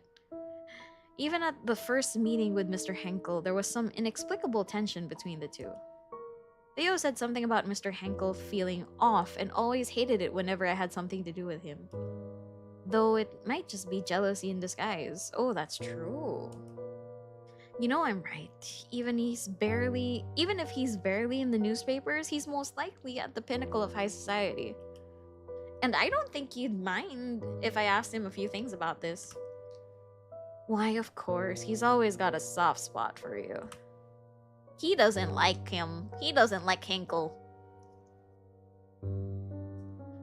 Merry Chrysler Te! Hello, Exmo! Welcome to the stream on YouTube. Thank you. Merry Christmas. I hope you're doing well. Hell, he's probably carrying a torch for you for a long time, judging by the way he follows you everywhere. Well, he happened to be interested in Faeology and has a lot of money to allow its development. That's a backhanded way of saying, like, well, at least he's supportive. Unlike you. Look at you, all ready to defend him. Well, at least he's supportive. What, are you to an item now? Yeah, he's jealous. I might have steered this reunion right back to where we were months ago by bringing up Mr. Henkel. But it was necessary to mention him. Inggit lang si Theo. It's true. Di siya over sa'yo. Apparently. Gosh, hindi ka over. I don't know anybody else who would have had that much information about high society. Besides, there has never really been anything, even if we did go to a fundraising events together from time to time. It was strictly business. Yet again, Theo seems to lose his reason whenever we talk about Mr. Henkel. I don't have the time or the energy to argue with him. What should I do? Just explain that there's nothing going on, dude. Chill. We're not anything. We go to fundraising events from time to time, but these are work. I've got to get money for my research from somewhere, you know. Our relationship is strictly business. Good answer. That is very professional and moot. He gives me a dirty look. Sure, I believe you. Believe me! I'm telling the truth! No, he doesn't. Besides, what I do with him is none of your beeswax. His voice becomes even more irritated. That's right, it's not my concern. Do whatever you want with him. Just make sure he can keep his mouth shut about the case. I can't help but groan at the turn of events. I will. while we're on the subject of useful allies, you mentioned before about blood that doesn't contain iron. This is the 90s. It is. I can take the blood samples to the university chemist. She's good at what she does. And she's from a rich family. She might know some of the victims on their families at least. I trust your judgment.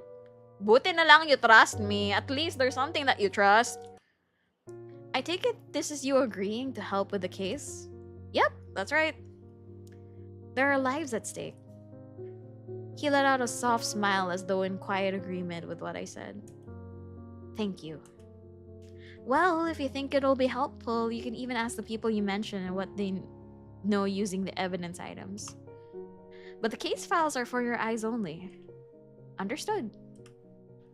He has fallen silent somehow, leaving an uncomfortable hush in the air once more. Suddenly, a realization comes to mind. Does this mean you'd be willing to hear out about fairies? About Faeology? That depends. If this was indeed fairy doings, and if through your investigation you can provide solid theories on 3 things: the culprit, their method of murder, and their motives, supported by evidence, of course, I'm sticking with the idea that there's logical explanation, an earthly one, for now. Fair enough. I'd wager that No, we have approximately 24 hours to get some sort of answer. An answer that makes sense. I can feel the papers are close to getting the story. While you're investigating this lead, I'll look further into unusual drugs and poisons. How about it, Faeologist? Do you dare to take on this challenge? Oh, do I? I'll help even without being challenged. I think I like that answer. Even without being challenged, I'll still help you, you know. He stares at me impassively. Of course I know. Well, if you need anything from me, you can just ring me. Very well. But you need to promise me that you'll not just hear me out, but also keep an open mind on fairy topics if I succeed in what you asked. I promise. You promise? 100%. You said that. Put it on the records. But I can't promise not to scoff from time to time. That's good enough.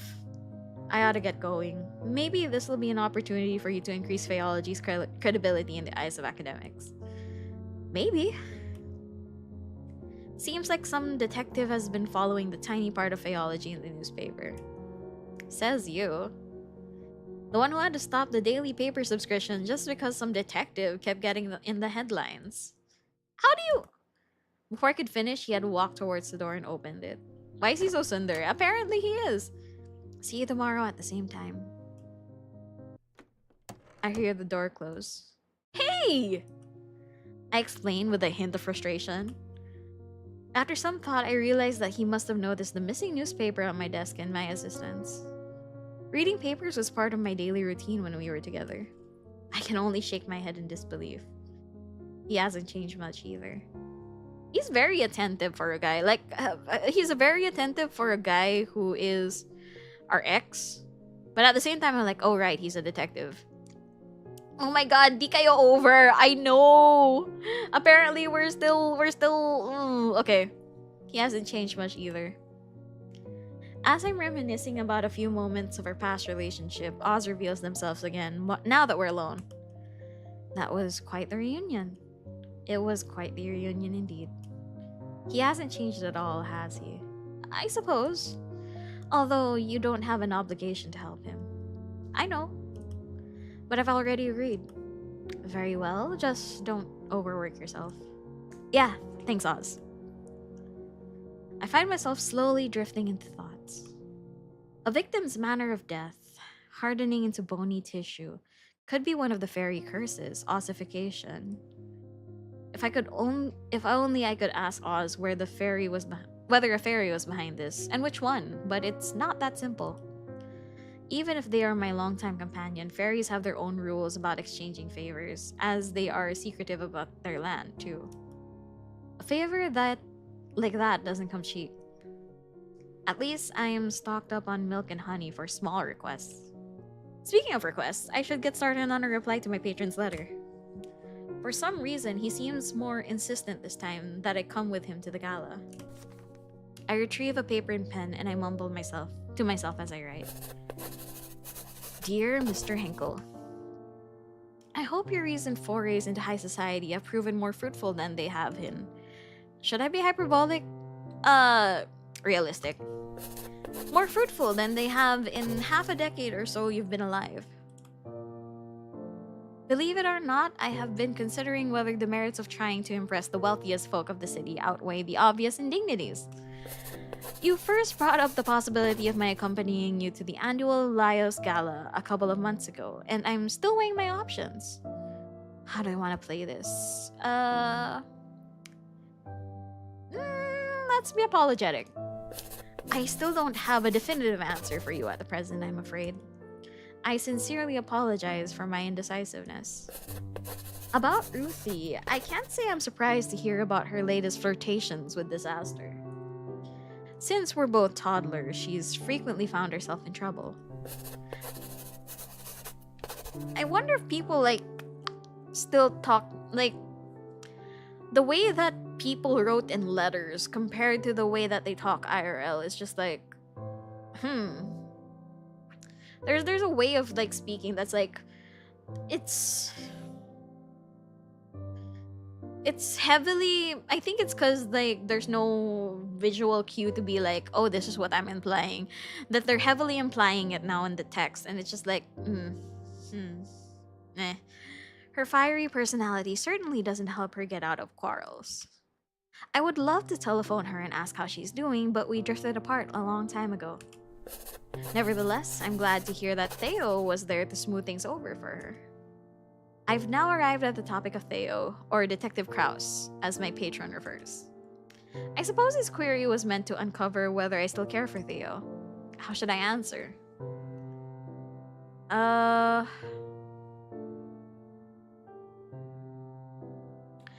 mean, both are true. What should I...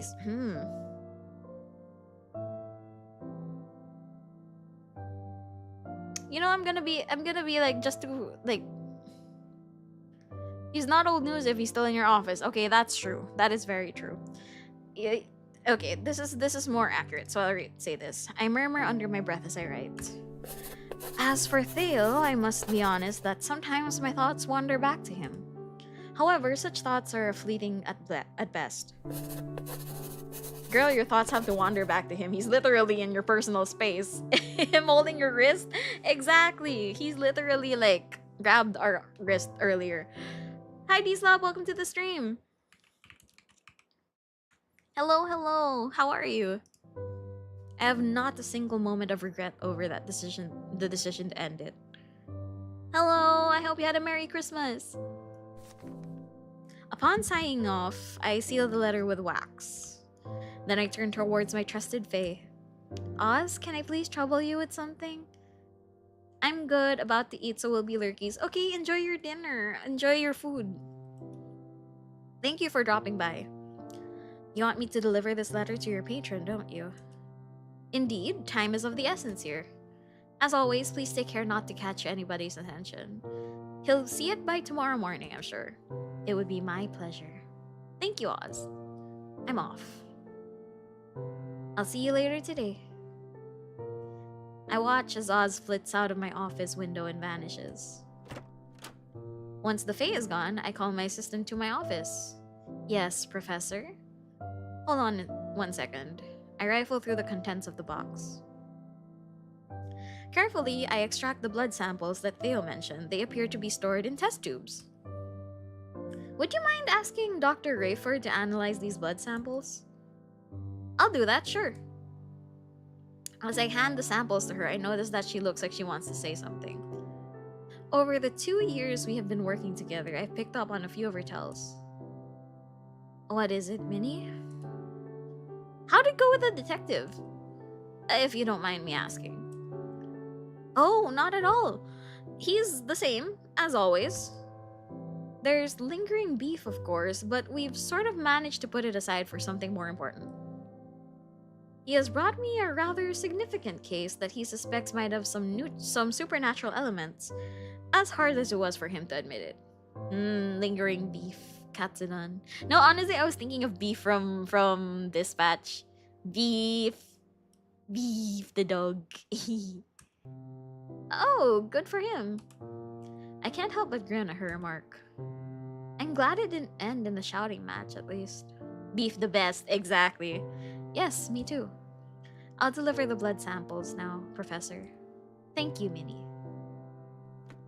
Minnie hurries out. I'm alone in my office again. Remembering the conversation about the case, I'm suddenly engulfed by unexplainable eerie feelings. I should start the investigation right away. Till here, Beef is still here. Exactly. Beef is the best dog. Next to PJ. Oh, drag and drop item from the inventory to the desk. Select an item in the records, then press the icon to open the inspector and read the insights you've gathered. Hover the magnifying glass above an evidence to access the information and see details in it. Yes, and Ruby-chan, best girl. Oh, thank you. That means a lot. Use the backlight to see invisible things. Read the encyclopedia to gain additional information.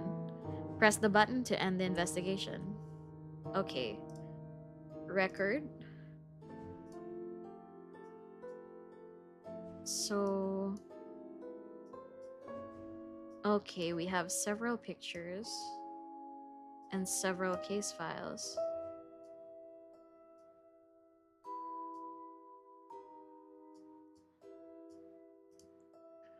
Record. Tools.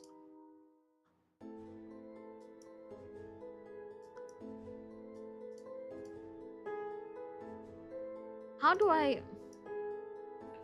Oh, okay. There might be something in these pictures? No?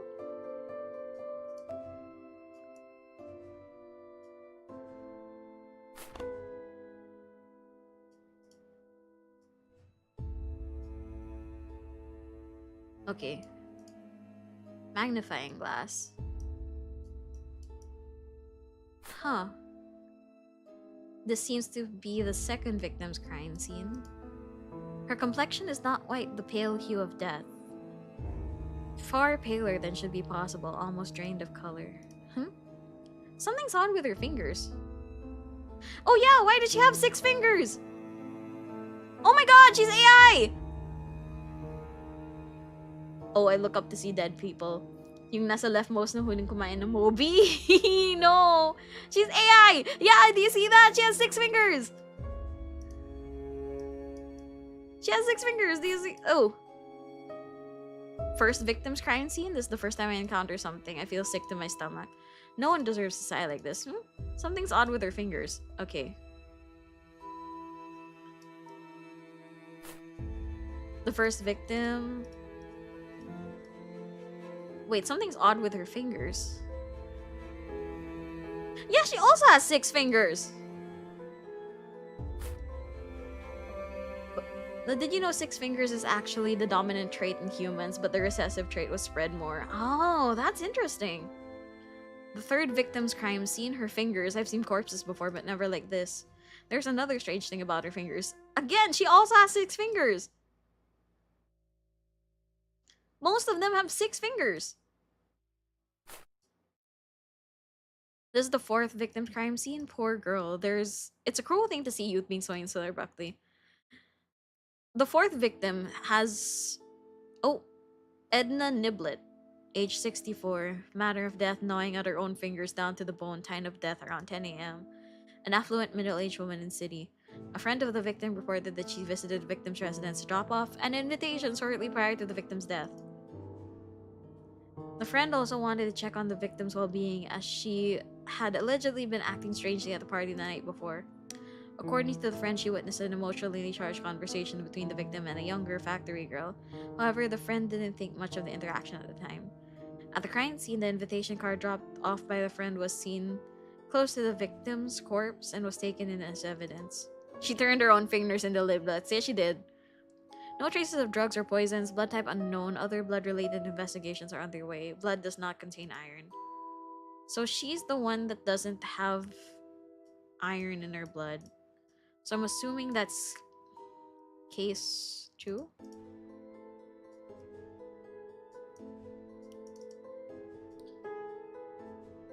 Okay, wait.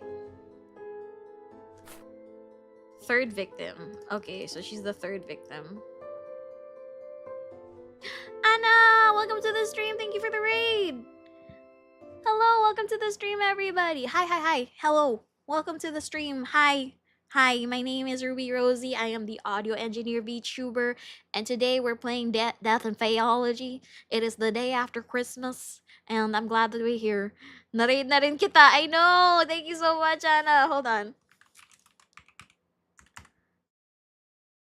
Hi, Dodge. Hi, Donnery. Hi, D-Slob. Again, D-Slob. Hi, Oneng. Kunwari wala ako dito kanina. No, I do not want to lie. But welcome to the stream, everybody. Hi, how are you? I hope you guys are doing well. I hope you guys had a Merry Christmas. Right now, we're doing investigation of the murders that are happening. So, yes. Okay. So, this one's Edna Niblet. So, that's there. Okay, wait. Magnifying glass. Oh, grappling hook. Never mind. Okay. Case 4. Investigating the murders of AI people. Exactly, we are. Name, Mary Thatcher, age 19. Death from shock due to arsenic poisoning. Time of death around 6 p.m.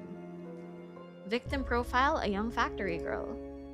Despite not fitting the trend of the previous victim profiles, she has been preliminarily included in this case because she was seen having a heated conversation with the third victim shortly before the victim's death. Oh, okay, I see. Oh, hello, enjoyer. I'm not gonna say what you're the enjoyer of, but welcome to the stream. Thank you for the follow. Hi.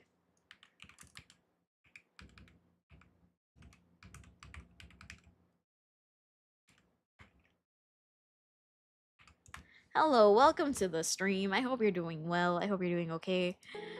Sorry, we'll continue reading. The victim's father... Oh! Okay, wait, I'm gonna reread that.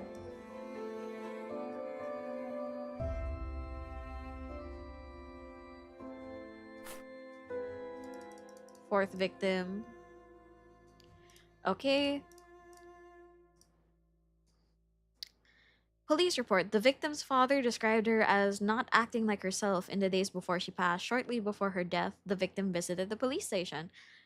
Hello, Wild Drift Boy. Welcome to the stream. Thank you for the follow. Hello. I hope you're doing well, and I hope you guys are... Actually, all of you. I hope you're all having a Merry Christmas.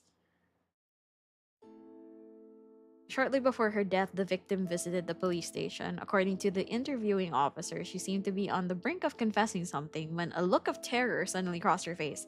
She then appeared to change her mind. Followed all 3 Seago gamers. Yeah, let's go! We love that. No, I'm assuming you mean by like Chaos Crew. Then you followed all 3 Chaos Crew girlies from the Philippines. At the moment, from the Philippines. She hurriedly left the station without saying anything further to the interviewing officer. Forensic report: prior to death, victim suffered from violent abdominal cramping, but followed by diarrhea and vomiting, consistent with the effects of arsenic poisoning. Yep, let's go. Traces of said poison can be found in blood type A, and the glass she was drinking from near the time of death. Blood contains iron and other elements commonly found in human blood. Okay, so hers is normal. Technically normal. Who is this one? First victim. Okay, I'm lining them up with their cases.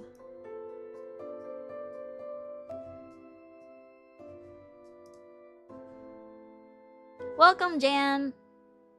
And then this one goes here. Okay, so case file 2. Name, Susan Moore, 40 years old. Manner of death, refusing to drink anything but her own blood. Oh. Time of death around 11. An affluent middle-aged woman in the city. The victim's mother reported that the victim was suffering from a prolonged paranoid episode in the days leading to her death. Specifically, the victim was acting erratically and saying strange things. Despite the manner of death, there are no signs of dehydration or hemochromatosis, no trace of drugs or poisons. Blood type unknown, other blood related investigations are underway. Hello, Oma, welcome to the stream. Thank you for the follow.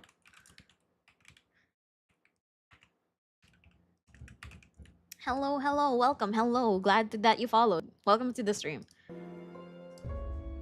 Note, blood does not contain iron. Okay, so the two of them don't have iron. Oh no, wait, the two of them don't have iron. Fourth case has iron. Hi, Cap, welcome to the stream.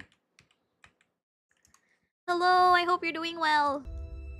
I hope you had a Merry Christmas, and I hope everyone had a Merry Christmas. Okay, Audrey Wooldridge, age 51. Manner of death hardening into bony tissue. From afar, the corpse looks like a carved wooden statue. Time of death around 1. An affluent middle-aged woman in the city. The victim reported hearing strange noises and seeing strange phenomena in the days immediately preceding her death. The interviewing officer suspected, due to the victim's strange behavior, involvement in occult matters. Was she going through the Iglesia ni Ruby? If she did, she wouldn't have turned the stone. I was trying to medicine logic, but the moment she turned into a statue, I gave up. It's okay. Had fun figuring this mystery out. I'm gonna figure it out, sort of, kind of, maybe. We'll see. But let's see. Okay. No traces of drugs or poisons from what could be extracted from the body. Further autopsy is still in progress due to the victim's manner of death. My Christmas is fine. It's tiring though. So many relatives asking for back massage and my mom insisting to massage her hand. Oh no, I get it. I get it. Iglesia ni Ruby, is this a new religion? What? Yeah, apparently I have my own cult called Iglesia ni Ruby because I tend to sermon. Christmas is all about family time, lots of food and wine. Let's go. Hi Agni, welcome to the stream. Hello, how are you? Merry Christmas. Di mo alam yung Iglesia ni Ruby. Well, now you know. The Iglesia ni Ruby is a thing. Ngayon ko lang napadpad tong boss. Dito, boss eh. Well, now you know. Just chilling. That's good. That's good. Wooldridge. Now that's a familiar name. Okay, tools. Bring this back. Oh, no, not you. There we go. Magnify. Okay. Phase in insects. Some Faeologists have applied Darwin's theory of natural selection. If I... No, stop. Stop!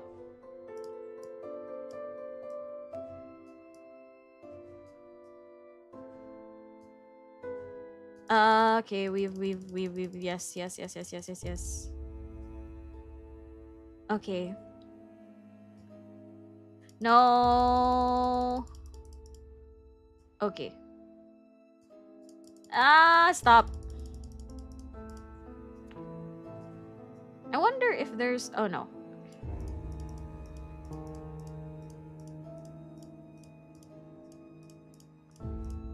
Okay. Putting back the tools. You know, putting back the records. I am gonna handle this one by one.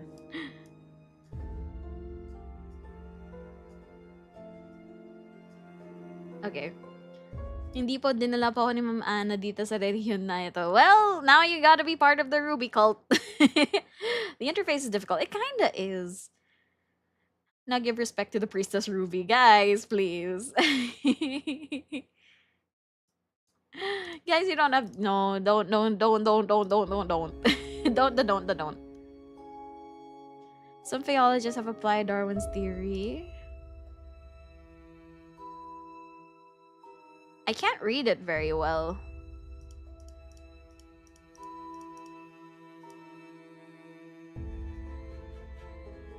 Oh, changelings! Okay! It's composed of several Fae, typically of the parasitic type. Oh, they could be changelings! Okay! Of the parasitic type, magically transformed to look almost exactly like abducted humans. Due to the complexity of Fae magic required to create a changeling, the enchantment almost common among changelings include an extra finger or an extra toe. Nearby heat conductors, such as small metallic objects, have also been known to repel or to warp magic changelings. Okay. Okay, we have that. What is the help? Okay.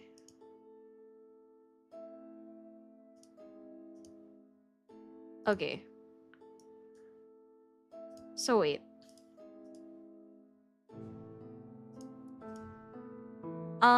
Let's bring back the pictures.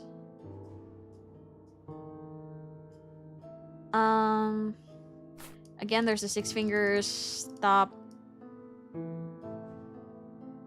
I'm guessing maybe for this girl, there could be extra toes.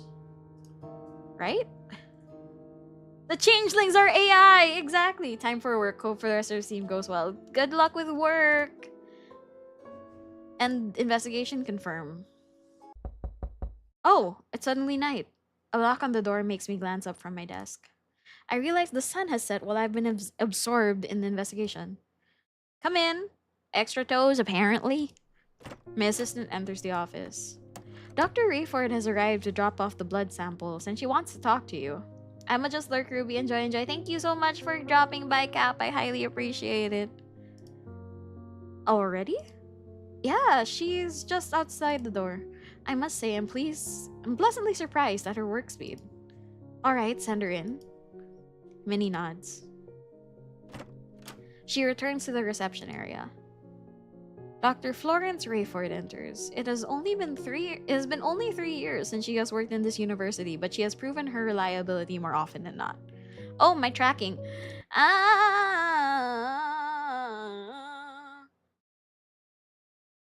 There we go. There we go. Okay. The Fae need more toes to survive. They lactose intolerant. Stop. Okay, going back to the game. Good evening, Professor. Good evening, Doctor. Dr. Rayford hands over the blood samples. She also gives me her lab report. Here you go. Thank you. So, what have you found? The most peculiar thing is that there is no iron in one of the blood samples. Yes, we've proven that. Say, is this very related? Her question prompts me to ask myself, to what extent of the case do I divulge to her? Theo did say that I may ask the patron or her for information using some of the evidence. Anemic pala siya eh. Maybe that's why. Although she has knowledge of fairies and their curses, can she handle seeing the crime scene photographs? As I return from my thoughts, I notice her voice has taken on a higher pitch. This is so exciting! Are you working with the police? Does this mean that we'll get better credibility in the eyes of the public? Oh my, we're going to be in the newspapers, aren't we? And not on the usual corner spots, too. Oh, I can hardly contain myself. It appears she took my silence as a yes. It's good that she's excited about the possibility of advancement for Faeology, but her cheerful disposition can sometimes be rather overstimulating. As if on cue, a knock on the door arrives to spare me. This specific sound is familiar, more familiar than when my assistant knocks. Oscar, special delivery. Mr. Henkel's hands are empty. And what, pray, might you be bringing for me? Is it you? Are you the special delivery, Mr. Henkel? Why is she so friendly with Henkel over here? If you wish to call me special, then I certainly won't stop you. But I did bring a box of huckleberry muffins to your office. Minerva was instantly enamored by their buttery scent. She is currently feasting on them. We can only hope she'll leave a muffin apiece for the rest of us. Oh, hello there, Florence. I didn't expect to see you in this office. Hello, Mr. Henkel. Fancy seeing you here. Although, you do have a habit of making this office your sole stop on campus. She chuckles. That's just because this is where all my money went. A well-spent investment, nonetheless. He makes a retort that Dr. Rayford, but throws a subtle smile in my direction. How cheeky. So, Florence, what's been occupying your time as of late? She looks at me briefly, possibly wondering whether she should tell him and what she did for me. The usual matters, I suppose. I tried asking your father about you at the last soiree. However, he confessed he didn't have the faintest idea. You must tell me more about your chemical research one of these days. He's very. I'm getting like flashbacks of how people interact at work and are very much like, Oy, di kita nakita dun sa party ah. Ano nang ginagawa mo? What's a soiree? A soiree is where like it's a little party. That's what I know about soirees. It's a little party. I never went to one. Like soirees used to be how like all girls schools and all boys schools would interact. I never went to one, so I wouldn't know. You must tell me more about your chemical research one of these days. The colorful pursuits of you young academics thrill me to no end. You know I can't share all that much, Mr. Henkel. Akala ko yun yung sinasabi kapag nagkamali ka. Soiree? Huh? We had a soiree in high school with Miriam High School. Oh! How'd it go? I don't know how it goes usually, so I've never went to one. Unless, of course, you find yourself in the position to become the chemistry department's benefactor, then all our secrets are yours. Sorry? Pag may kasalanan ka, magsasabi ka na lang, AFOOT, di niya na-gets yung pun ko. I'm sorry. I didn't understand. I am slow, guys. Please forgive me. A more playful giggle escapes her lips this time. Naunahan ako, sorry. Sorry. Ayun ako, guys. I'm afraid I'm all tapped out, financially speaking. Oh, I'm not buying that one. Not for 1 second. He's telling fibs, isn't he, Professor? Well, now I certainly don't want to get in the middle of the money talk of the rich. I wish I had that information, Doctor. It would make proposing for research much easier with a bit of delicate leverage, naturally. I don't like this pretentious talk. I don't like it. I don't like... it always puts me off. I don't like it. Mr. Henkel laughs in amusement. I feel I should ask the reason he's here before the conversation takes an odd turn. On another note, Mr. Henkel, did you get my letter? Is that the reason you dropped by? Upon recalling that I asked Oz to insert the letter into his mailbox only this afternoon, I'm about to retract these questions. Dr. Henkel and Mr. Hyde, okay. Unexpectedly, though, he bows his head in assent. Your words have always had this immersive impact on me. Perhaps that is why you are such an effective educator. Whenever I encounter your written language, I long to hear it spoken post-haste. Ooh, I don't like that this guy is hitting on us. Are you putting a spell on your letters by any chance? They need to get a room. They do. I think you're the one with all the spells, Mr. Henkel. Alone, separated from each other.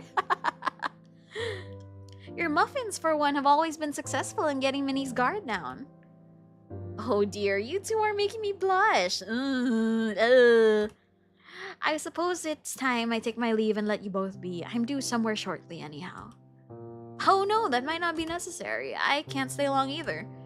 Mr. Henkel lapses into silence as he continues staring into my eyes. Don't stare into our eyes! It's difficult to maintain eye contact with him, but even harder to look away. I wonder what I should do. I ought to discuss the case, but both of them seem to be in a hurry. I can't stay long either. Erectile dysfunction is pretty difficult. Shut up! It doesn't help that he's old. Ay, hindi. Alam ko na yung Dark Academia Vtuber na yun. Sorry. Huh? Huh? What do you mean making you blush? Right? Should I tell Mr. Henkel to return another day since I need to have an important conversation with Dr. Rayford right away? Or should I dismiss the chemist and meet with my patron? There are benefits to either choice. Soliciting Dr. Rayford's opinion on my case may be a good idea. Sorry, Siri. Okay, I'm sorry. I'm slow. I'm very slow. She should share more insight on the chemistry side of the case. Her parents own the successful company that produces powder makeup in the powder makeup in evidence. She would also know the societal happenings among the wealthy. Hala, kaibigan mo, di mo kilala, charot. No, I know my wife. I love my wife. I love my wives. On the other hand, Mr. Henkel is also a viable candidate for an interview.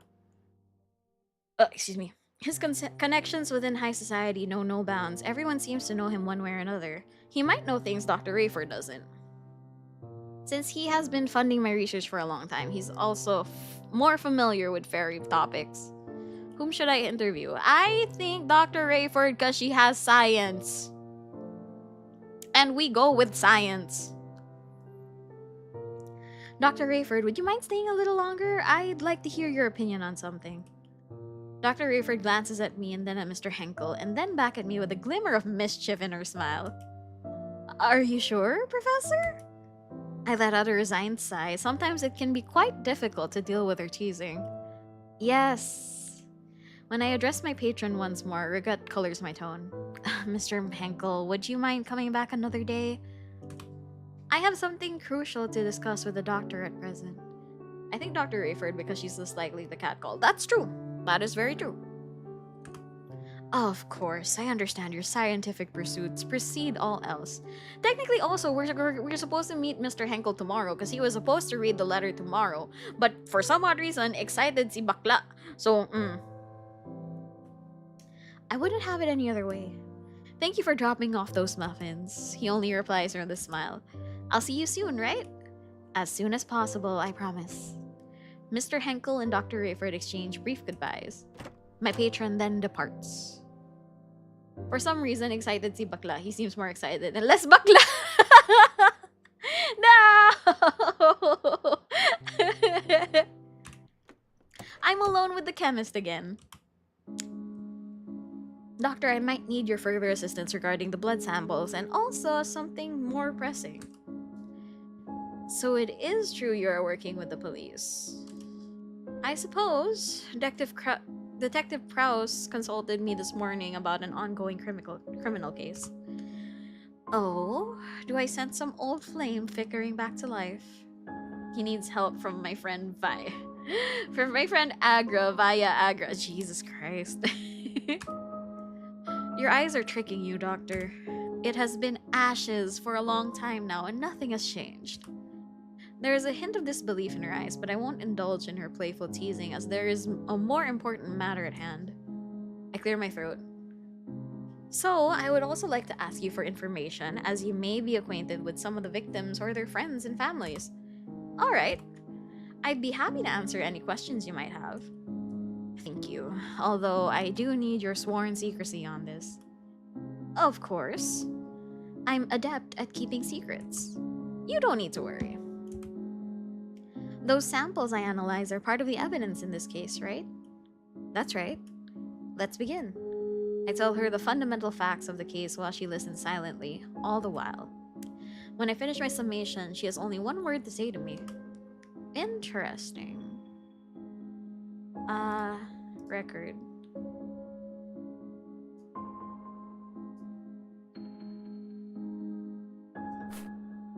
There's no sound to be heard as she stares at the photograph for a little while. I wonder if it's too much for her. Is this Miss Wooldridge? It's a little difficult to recognize her because of the... well... She speaks with her usual sunny lilt, which is quite surprising. I guess she's got a strong stomach. Yes, you're correct. What do you know of her? Everyone knows her and her family, that's pretty sure. They're one of the richest in the city, the elite of the elites. Accordingly, their circle consists only of very selected people, such as your young patron, I imagine. Your young patron? Where did they pull out young? Hello? Oh, and their family likes to host charity events.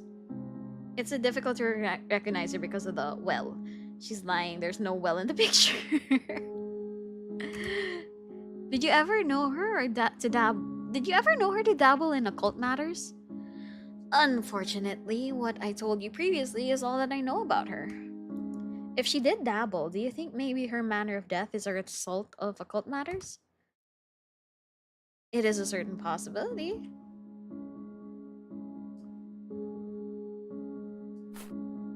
Did you happen to know this girl? Unfortunately, no, I don't know her. Oh yes, I know her, although I can't seem to recall her name. Mrs. Niblet. That's right! I saw her quite often at the auction, only going for rare coins. As usual, the winning bid was hers.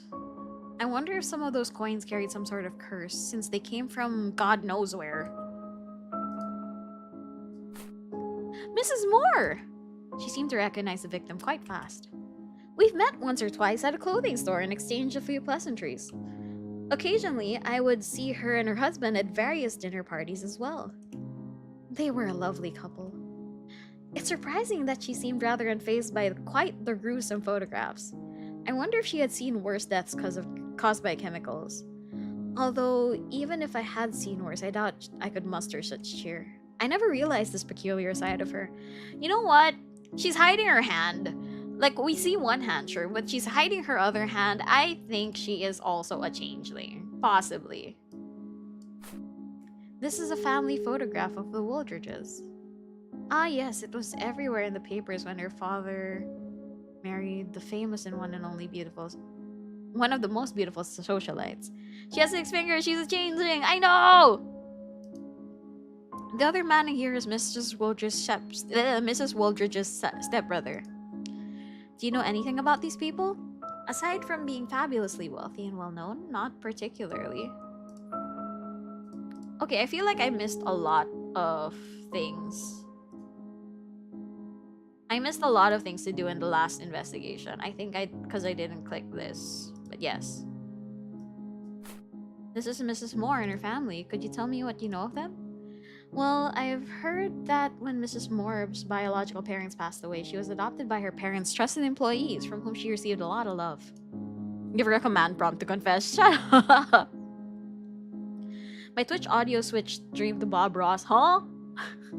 Why am I suddenly Bob Ross? These employees could have had children, you see. Her biological parents left her a substantial inheritance which she received when she came of age. Then she was married out of love to a wealthy entrepreneur. They were hand in hand whenever they went. I know he is chill as Ruby-chan, but how? I know. Why Bob Ross? It's a sad thing. Her luck seemed to slip away when she needed it the most. Dr. Rayford seems to know more about Mrs. Moore than she let on earlier. While she sounds quite sympathetic, I can somehow sense a hint of jealousy in her voice. Coin? I've never seen this kind of coin before. Is it rare? Makeup. Ah, my parents' greatest achievement. It's one of the things I wanted to ask you, Doctor.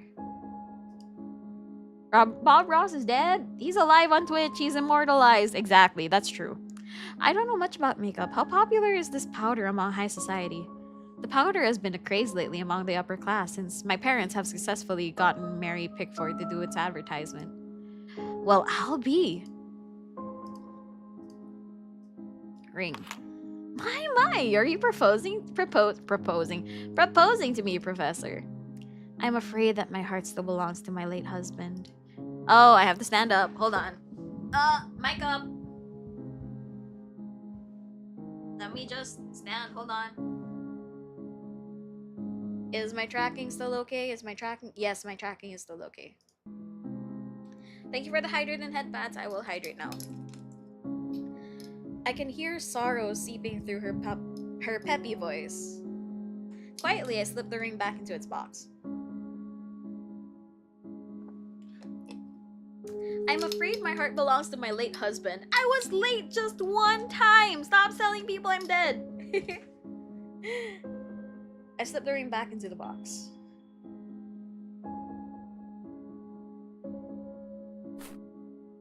This is tomorrow's gala. I'll not be going there since the opera is playing. I didn't know you're into the opera, Doctor. My late husband and I used to go there for one of our date nights. Sadness leaks to her eyes even though her smile stays bright.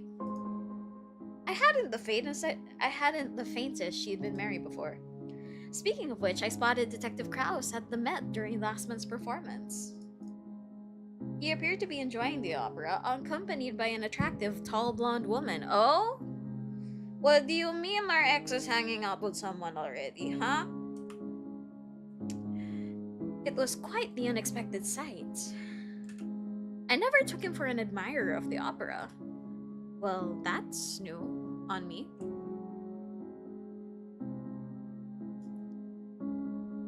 Blood. Ah, yes, the most intriguing piece of evidence. Wow, jealous ka. I feel like we have to be jealous. I think so. Tall blonde woman? Is this blonde blazer? Damn! Blonde blazer stealing our man. Magandang gabi, Ruby. Hello, Chibi Godzilla. Welcome to the stream. Is it weird? It's weird, isn't it? That it doesn't contain iron at all. Oh, I'm losing tracking. Hello. Okay, I'm back. Even though it just looks like human blood. First beef, now blonde blazer. I know. Not to mention the high percentage of phosphorus. Would you let me know if this ended up being a fairy after all? Only if I'm allowed. Is there any insight from chemistry as to why there would be no iron in red colored blood? Sadly, no. I'm just as puzzled myself. Death and Faeology and Dispatch. Exactly. Okay, next. And this one. I found traces of arsenic in this blood sample. Yeah, that was reported by the forensics team too. One wonders who could have done such a thing to the poor girl. Actually, chemists do sell arsenic to common people to make their own weed killer and rat poison. Wait, let me just fix my mic. I haven't done that in some time. Not since the university contract. But I'm sure the detective has asked his henchmen to collect purchase records from chemists all over the city, don't you think? You know what? The more that she's like talking to us, the more that I'm reading into this, the more that I'm thinking we're talking with the person responsible. I feel like we made a wrong choice. I've done my best to put all the details there, although I might have missed something regarding the curious blood sample. She's trying to divert your attention. She is trying to divert our attention. Okay, that's everything. Let's end the interview. Confirm. I have no further questions. I believe I have enough information for now. Is that so? Well, alright. Earlier you mentioned you had a prior engagement, so I won't keep you any longer. Thank you for your time. You've been incredibly helpful. And with that, Ruby sealed the bad end. I know, I feel like I got the bad end now.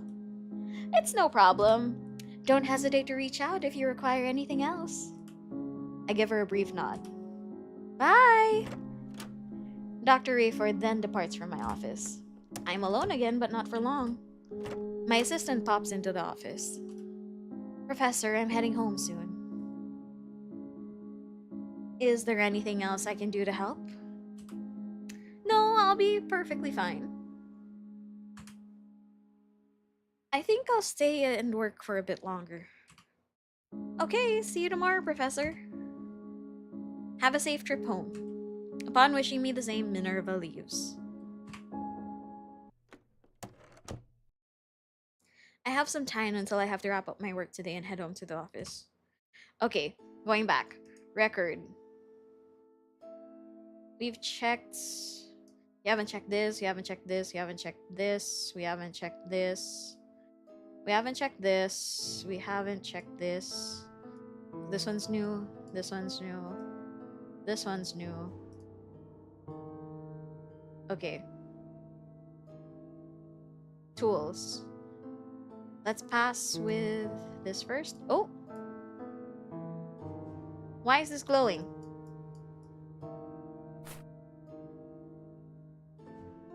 Oh, this is also glowing. It's arsenic? I saw something on their hands. Oh, it's also glowing. Huh? What's happening?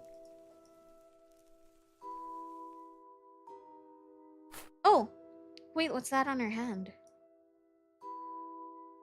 There's something on her hand there. Okay, and then... something on their hands as well, yes? I saw something on their hands. Their hands, the two of them. What's that on her hand? The two of them have something on their hands.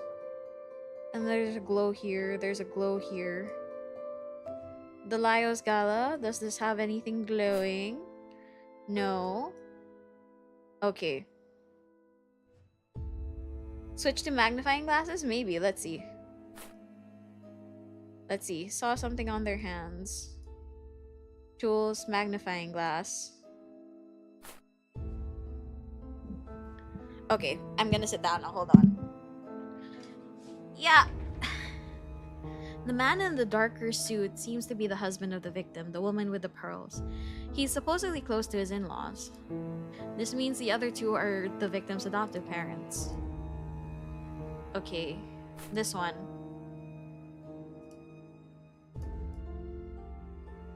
Okay. No surprise, this powder has been all the rage with the upper set. They managed to get Mary Pickford for the advertisements. That must have been where I knew it from. The texture looks interesting. Arsenic, huh? That's the arsenic one. I've read somewhere that most insects don't have iron in their blood.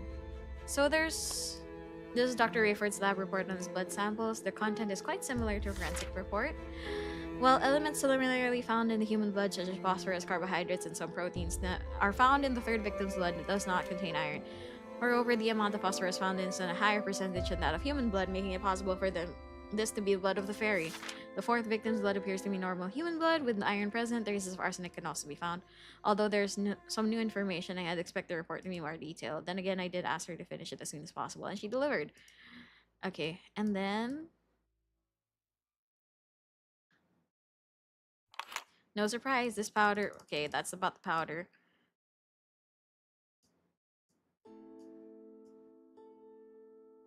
Huh, nothing on the invite. Okay. Okay, let's see what else we have found. Phase in insects. Invisibility, which is similar to camouflage. Backlight.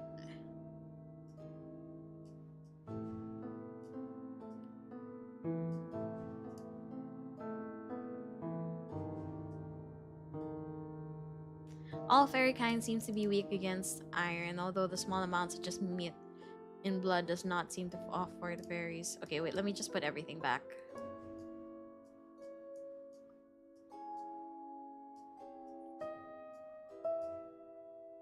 Put it all back. Okay.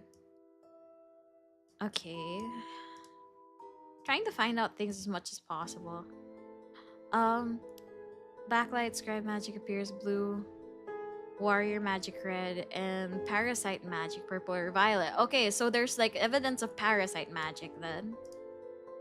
Scribe fairies, capable of expressing benevolence and kindness that is similar to humankind. Form of favor exchanges. Okay. Warrior fairies, parasite fairies. There we go. Parasite fairies with limited magic consistently need to feed off other sources of energy, mostly drained from humans, such as blood, hormones, emotions, and life force. However, the mechanisms and rates at which these drainage processes occur are really varied. I wonder if I... No, I don't think there's anything in the book. Changelings. Okay. End. We've looked at everything mostly. It's the next afternoon. I should be grading assignments. Or reviewing the lecture I'm going to deliver come Monday. Or do anything productive in the realm of professorial duties. Instead, I find my attention straying more and more towards the office door. I voice my frustrations to good old Oz. Theo will probably arrive at any moment. I can't stop wondering whether my explanation will be enough for him. In the past, no sort of explanation ever seemed to please him when it came to fairies. And why should it do so now? My voice cracks with concern. This time he came to you bearing in mind the possibility of fairy involvement. He'd be a fool if he discredits you so soon. My fairy companion's chirping becomes increasingly stern this time. But you need to get yourself together. You must remain steadfast and strong with facing the detective. Don't permit your voice to falter when presenting your findings. I know I can't let myself unravel at this point. It's just that he's never solicited my opinion quite in this manner. A professional insight, no less. All the more reason to be as calm as you can be. Maintaining your composure is essential to delivering persuasive argument. But no matter what happens, at least you know you tried. At the end of the day, he's the one who needs to solve this case. You're right. Of course you are. I'm not a detective, I'm simply a professor sharing my perspective. Thank you, Oz, for always talking me off the ledge.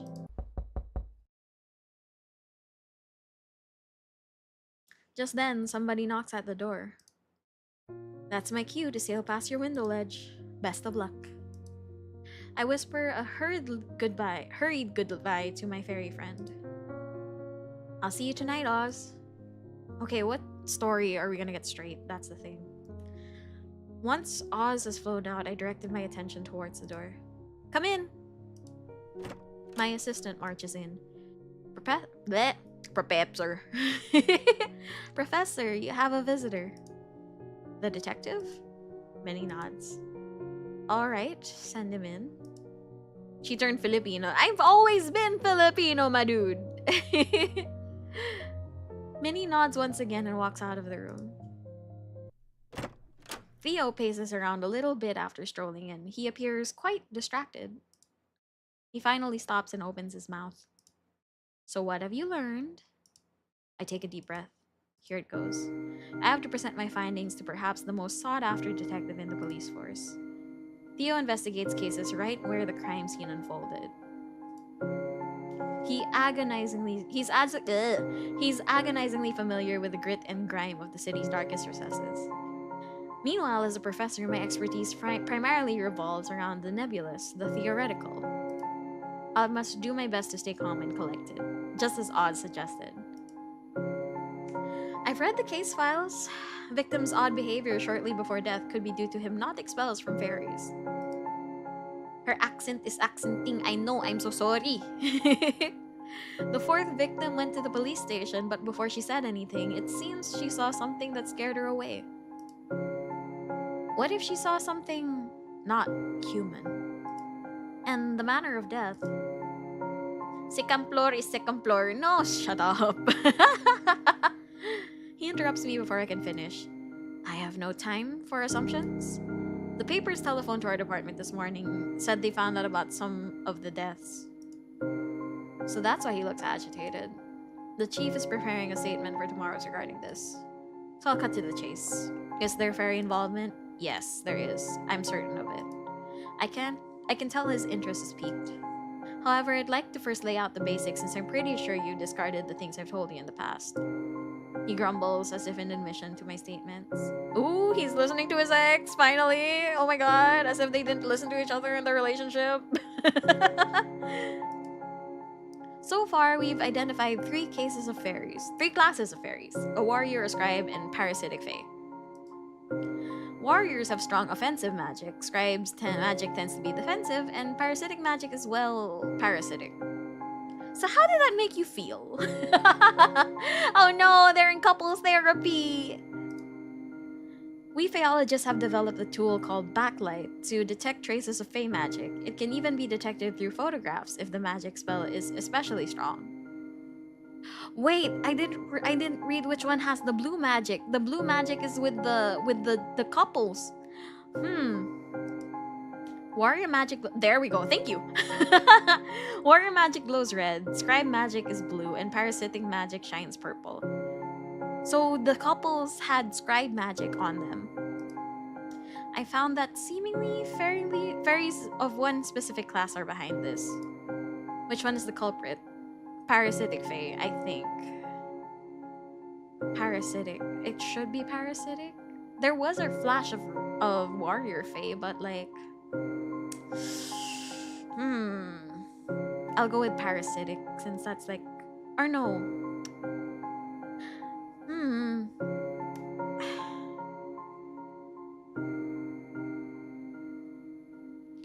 Plot twist, we just go for the warrior. No, I'm gonna lean on parasitic. They're of parasitic class. What is the evidence?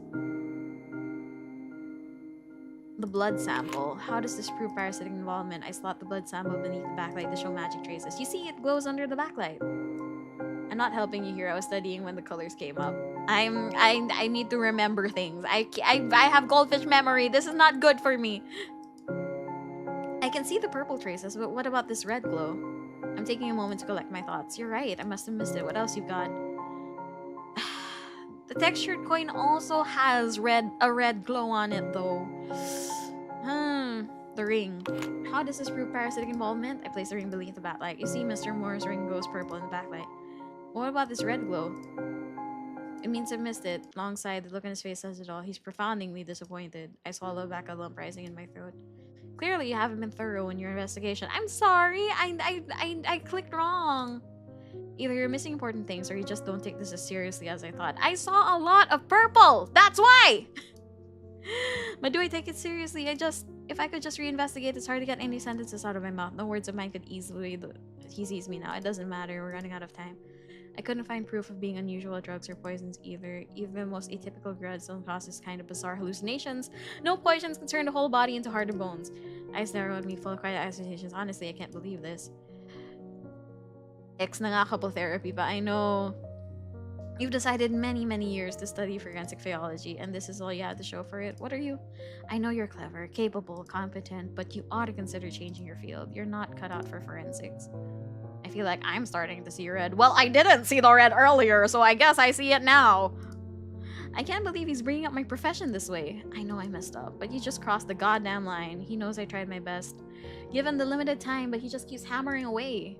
It hits me all over again how easy it is for him to make me feel really small. I'm just laying down the facts. Hi, Cheetah Chug. Welcome to the stream. Gusto ko siyang sapakin. Same. He's not listening. He's not being forgiving. He said it so nonchalantly, as if he doesn't see the effect of the opinion on me. I can't do this anymore. My anger is beyond containment. I never want to see you again. Get out. Fine by me. I don't plan on ever coming back to this office anyhow. Upon picking up the box of evidence, Theo turns to leave. Don't let the door hit you on the way out. He slams it. I find myself striding restlessly in my room, seething with frustration. I'm a straight dude, but this dude could ruin me. Whoa there! Perhaps this is for the best. After all, there's a reason I walked away, and it's coming back to me. As I was steadying my breath to calm down, I realized something. I haven't explained Dr. Rayford's findings on the blood samples, how it could be fairy blood, and the significance of the scribed sigils on prominent families. She gave me additional information too on the victims, as well as the popularity of the makeup. I didn't have the chance to tell him that. Well, so be it. I'm not going to write him or telephone him. Perhaps I'll just write an anonymous letter to the homicide department. But first, I ought to finish grading the assignments that I neglected yesterday. It's been an hour and a half since I forced myself to get back to work, yet my anger hasn't subsided! Then it strikes me. I'm no more angry than Theo than I am at myself. How did I fail this? Why wasn't I thorough enough? Still, that doesn't give him the right to talk to me like that. He ruined the relationship. He did. He really did. I bury my face in my hands as I've realized that I've merely been spinning in circles. Professor, is this a bad time? I look up at her in shock. When did she get in? I knocked, then I waited for a minute. Then it occurred to me that perhaps he didn't hear me. Oh, sorry. My mind is more than a little preoccupied. The detective had an intensely brooding expression when he left. I figured that the meeting didn't go well. I can stay longer if you need to talk. Thanks, Minnie. I'm not sure about talking, but I could use some company. Of course, Professor. Would you like me to fetch us a bottle? Sure. Any preference? Whichever bottle's the biggest. Oh no, they'll be drinking. Or whichever has the highest alcoholic content. Yep, they're drinking. Bad end. Bottle blues. That's the ending. Okay. Bottle blues. Return. Hold on. Load. Okay, wait. Let's go and skip to the... Let's skip to that part with the thing. This is gonna take a while. But if... Okay, I'm gonna say this time that it's... Yeah, I never save. That's the thing. That's the annoying thing with me. I never save. Okay, wait. Hold on. Okay, there's no way to, like, skip this. So we're gonna be here a while. Hold on.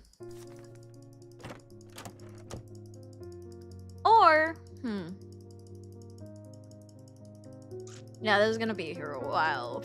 So, how are you guys? I hope you guys are okay. I hope you guys are good with everything.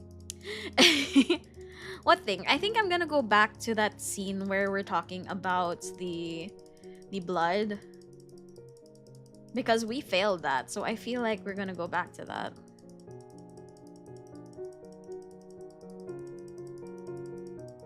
I'm just gonna skip through. Oh, okay, there we go. Okay, that's way better. Explain the truth. I'll help with it without getting challenged. She's not a Pokemon trainer that saves a lot. I never played Pokemon. I played Pokemon like once or twice. I'm doing good. Yes, I'm almost done with the chapter. Let's go. Okay, realistic. Skip. Be apologetic. Skip. Old news. Skip. Next.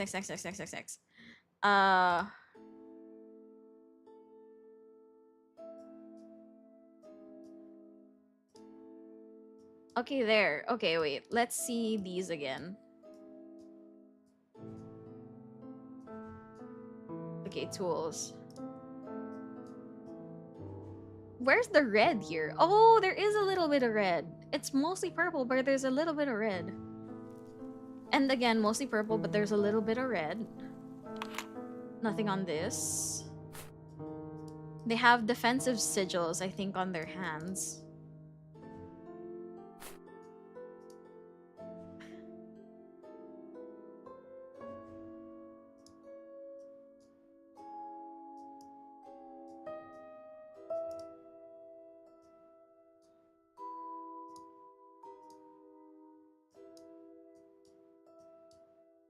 Okay, we're gonna have to see everything again. Hold on.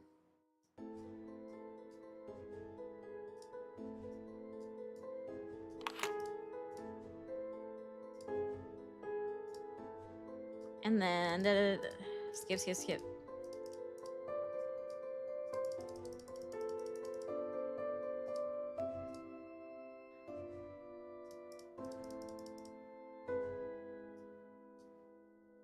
Tools, back.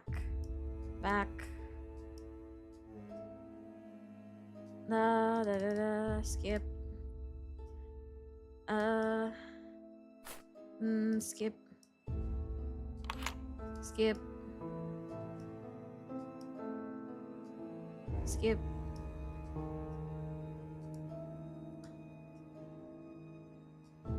Skip.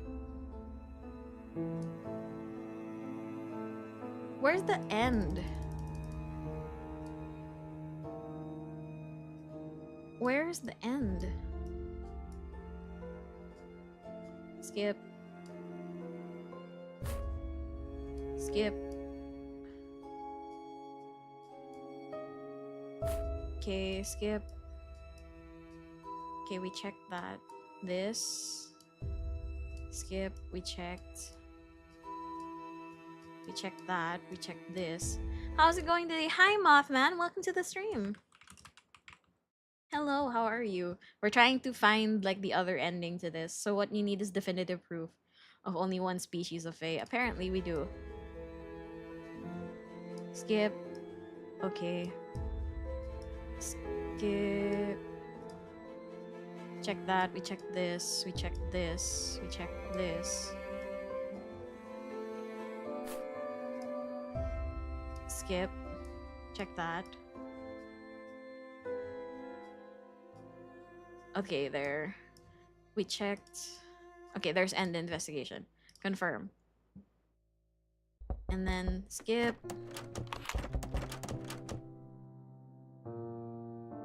Okay, let's go. Let's see how it goes with like Mr. Henkel. Let's see.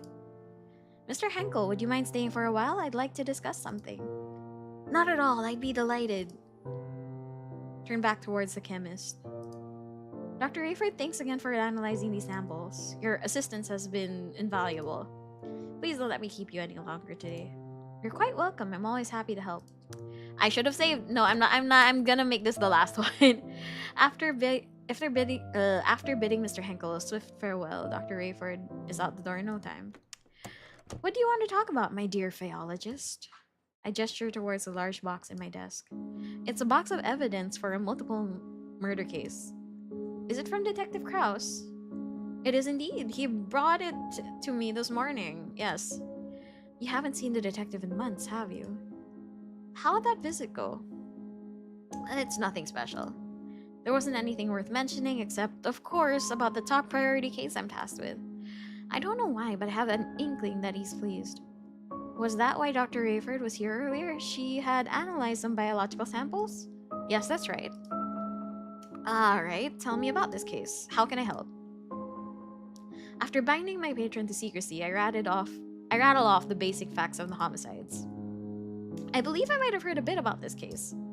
Not the gory details, mind you. Just little whispers here and there. Yes, I was hoping you'd be familiar with some of the parties involved. I wanted to show you something. Please share any knowledge you might have about the evidence. Sure, I can do that. Okay. This is a photograph of Mrs. Woldridge's family. All the faces here are familiar to me. I must express my deepest sympathies when I see them at the Lyos Gala. Can you tell me more about the people in this picture? The Woldridges are perhaps one of the most prominent and powerful families in the city.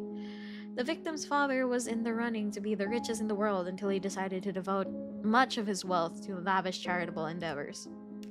This elderly woman is the victim's stepmother, a beautiful socialite for whom the victim's father divorced her biological mother. This younger man is the victim's stepbrother. What do they say to the ring? My, this is very bold of you. Okay. Are you sure you want to be bound to me forever? Says you, asking the question knowing full well this ring isn't mine. He laughs wholeheartedly. So who's it? Whose is it? Mrs. Moore. All I can tell you is that she and her husband were always attached to the hip. Two peas in a pod. Seems like this isn't really a coin, is it? Oh, it's not? Is this one from that popular brand, Nectar Bell? That's the one, although that's all I know about it. This is a photograph of Mrs. Moore and her family. What can you tell me about the people in this picture? I believe this elderly couple is her adoptive parents. I never really talked to them, but I hear they're kind, wonderful people. Always attached to the hip. Oh my. Biologically, Madame Moore was born as a so-called miracle baby to wealthy parents of advanced age. When they passed away, she had no other family members by blood. Oh! She was thus adopted by a middle-class couple who were trusted employees and her biological parents, or so I've heard. Wait, because they have the magic sigils, is Mrs. Woldridge's parents Miss Moore's actual parents? Huh, okay. Upon coming of age, she received her sizable inheritance and wedded a recently rich entrepreneur of humble origins. This is her widower in the photograph. He says he's said to be extremely close to his parents-in-law. Why are you showing me the invitation? Is this your way of confirming that you'll be my date? Okay, slow down, dude. Should I lock it down? Keep him hanging. Rather than confirming or denying anything, I simply flash an enigmatic smile. Still playing hard to get, I see. How terrible. I knew Madame Woldridge. As you undoubtedly know, her family hosts the city's biggest charity event every year. They tell me the fundraiser will be moving forward despite the tragedy in the family. According to my sources, she loved that event dearly and definitely would have wanted to proceed. Did you ever know her to dabble in occult matters? Knowing this woman as I did, I doubt it.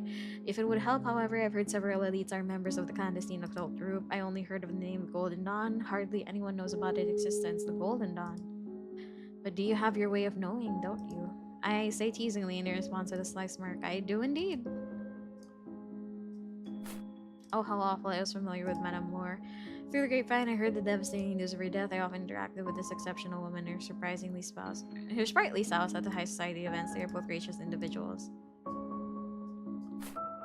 Did you know this woman? I did. She was fine, upstanding lady. She certainly didn't deserve such a gruesome ending. She was no longer appears for her rare coin collection. From what I've heard, you can see her collection displayed every inch of her house. Are you familiar with this girl? No, never seen her before. However, this girl expressed my sincerest apologies. This is the first time that Handel and I have got something this gruesome, even though I've known him for a long time. Yet as he spoke, his condolences was seeing the corpse's photographs. His face remains blank as the world never reaches expression. His eyes didn't even flinch. How odd. I wonder if this lack of empathy is just a trait of being upper class. I'm sure Florence knows more than I do when it comes to biological samples. Same here? Okay. Oh, I see. This isn't interesting indeed. I can see why the detective came to you with this case. Okay, and confirm. Skip. Oh, wait. I shouldn't have skipped that. Known again for not for long. Since Boston's the office.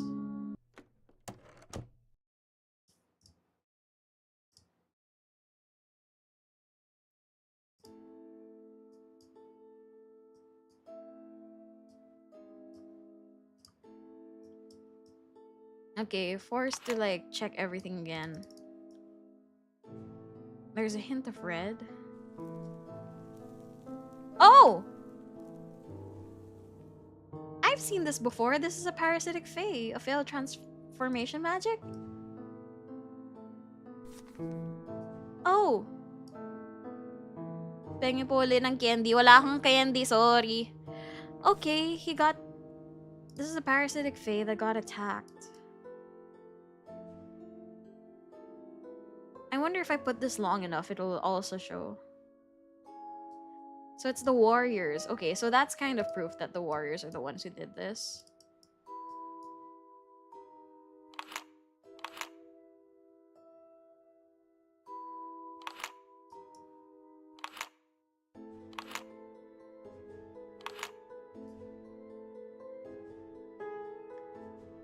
Is the detective detecting today? Well, it's detecting now.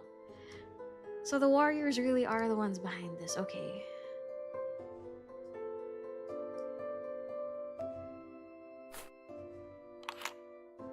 What's that clicking noise? Why is there a clicking noise?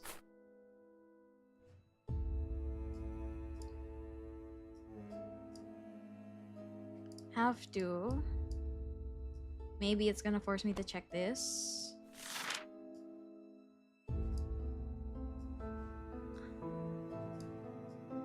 Ah. Okay. And investigation confirmed. So we know a couple of things. Rosie Drew, yes. Just finished the mandatory karaoke session just now. Let's go. What songs did you sing? How was it? I hope it was good. Okay.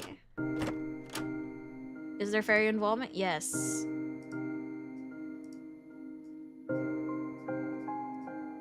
Okay, so now that we know... Okay, wait. Oh, wait, I couldn't have saved anyway because there's no save option. Okay, so it's warriors. They're of the warrior class. What's the evidence? The dead fae. How does this prove warrior involvement? I put the dead fae beneath the backlight. This is a dead parasitic fae. Look, it glows purple and red under the backlight. I take it their bodies still glow even after they're dead? Correct. It takes a little while until their magic is fully dissipated from the corpse. It honestly looks just like a normal bug to me. Hold on one second. I turn to the shelves and pick up one of the boxes containing a deceased insect from my ongoing research. I open the lid to show it to Theo. I found this one dying just yesterday. It died shortly after. Swiftly, I put it beneath the backlight. A normal one doesn't glow, you see. Theo's expression is a blend of amusement and bewilderment. Quite interesting. And how does it end up here? A parasitic faith that fed off the victim's life sources became a casualty of murder. Since it was found near the victim, it must have been the parasitic faith that was feeding off the life source. I can't seem to remember there being an insect in the evidence box. Oh, this was actually the coin in the evidence box. It turned into a dead fae when I put it under the backlight long enough. Do parasitic fairies leech off human life surfaces by turning into things? Theo's sharp question makes me realize something. Parasitic fays aren't capable of transforming into things, so it seems there's a flaw in this theory. Wait a moment, it appears something I missed. What else you got?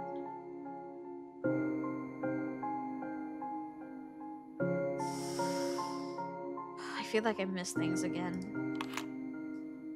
I slot the blood sample beneath the backlight. You see there's a glow of purple and red under the backlight. How do purple traces or parasitic magic as if they have a part in this? The blood is fairy blood. Is further supported by the blood sample. Fairy's blood has a high content of phosphorus, just like reported. Adding to that, the missing iron, fairies have an aversion towards iron. They don't have it in their blood. They can still, however, withstand iron in human blood. That's why some parasitic fae like to drink our blood. They listens with a slightly surprised look on his face every time I start a new sentence. Okay, he's believing us slowly. To be honest, I'm out of words at the moment. He's believing us slowly but surely. What else you got? The ring, probably. You see, Mrs. Moore's ring glows purple and red under the backlight. Why does it glow purple as well?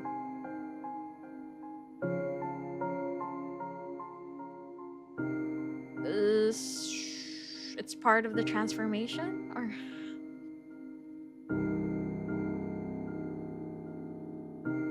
part of the transformation. When parasitic fae is transformed into a changeling or human look-alike, high fae magic is able to copy everything, including Mrs. Moore's wedding ring. Okay, we're getting this. A sudden silence in the air as Theo's eyes widen in consternation. What the hell are we dealing with here? He mutters in a voice that is filled with dismay. There appears to be strong evidence pointing towards warrior involvement. Based on what you've shown me, parasitic fairies are one way or another connected to the manner of killing. But you also haven't told me how the warrior fairies kill the victims. Give it to me straight. How do you figure the murders were carried out? Oh, okay. Warriors directed parasitic underlings to staff life, causing ossification and severe hallucinations. Warriors replaced victims with changelings and killed the changelings with ossification and hallucination spells. Warriors' ossification and hallucinations will kill the witnesses and nearby parasitic fae. I think it's the third one. Would it? Okay, so the first one is implying that the parasitic fae are working under the warriors. Second one, they replace the victims with changelings and kill the changelings. I'm going with the third one. Due to their formidable offensive magic, they eliminated the lowly parasitic phase in the vicinity as well. Something is amiss. Oh, it's wrong. How do you explain the mystery of the blood? Would the parasitic phase meet their end in a similar faction? I'm missing something. I suppose my theory may not be entirely accurate. We can also look at the case from another angle, the motives. Based on your investigation, what could be the rationale behind this warrior fairy's actions? It's difficult to pinpoint the reason why fairies do what they do, since they don't follow human rules or morality. However, I found that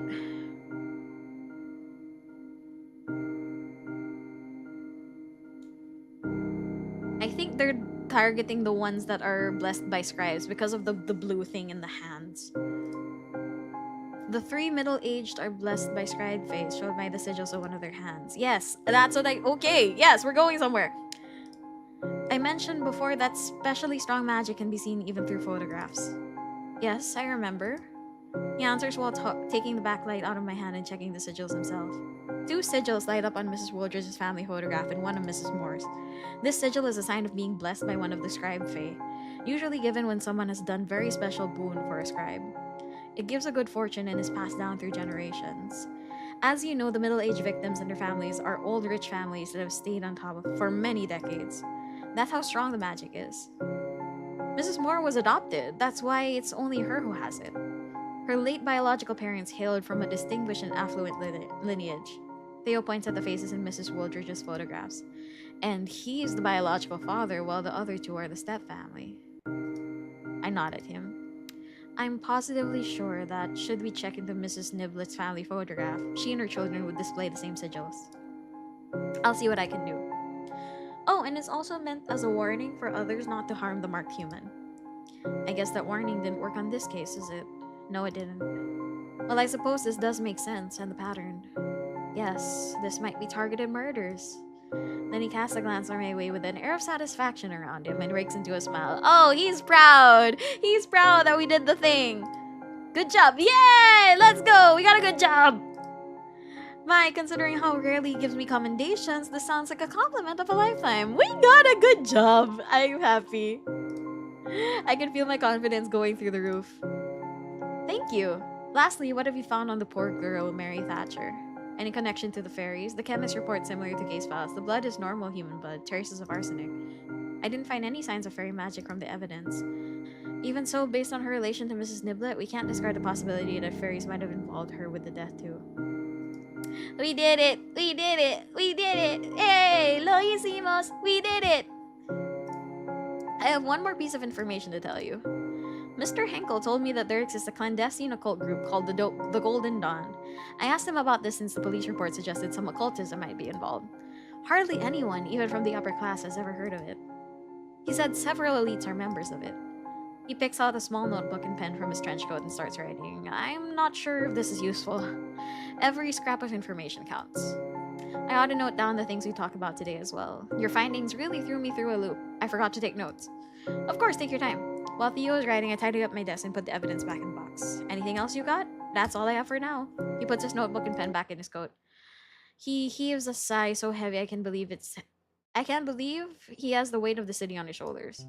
Even so, when he looks at me, there's a glint of something that wasn't there before.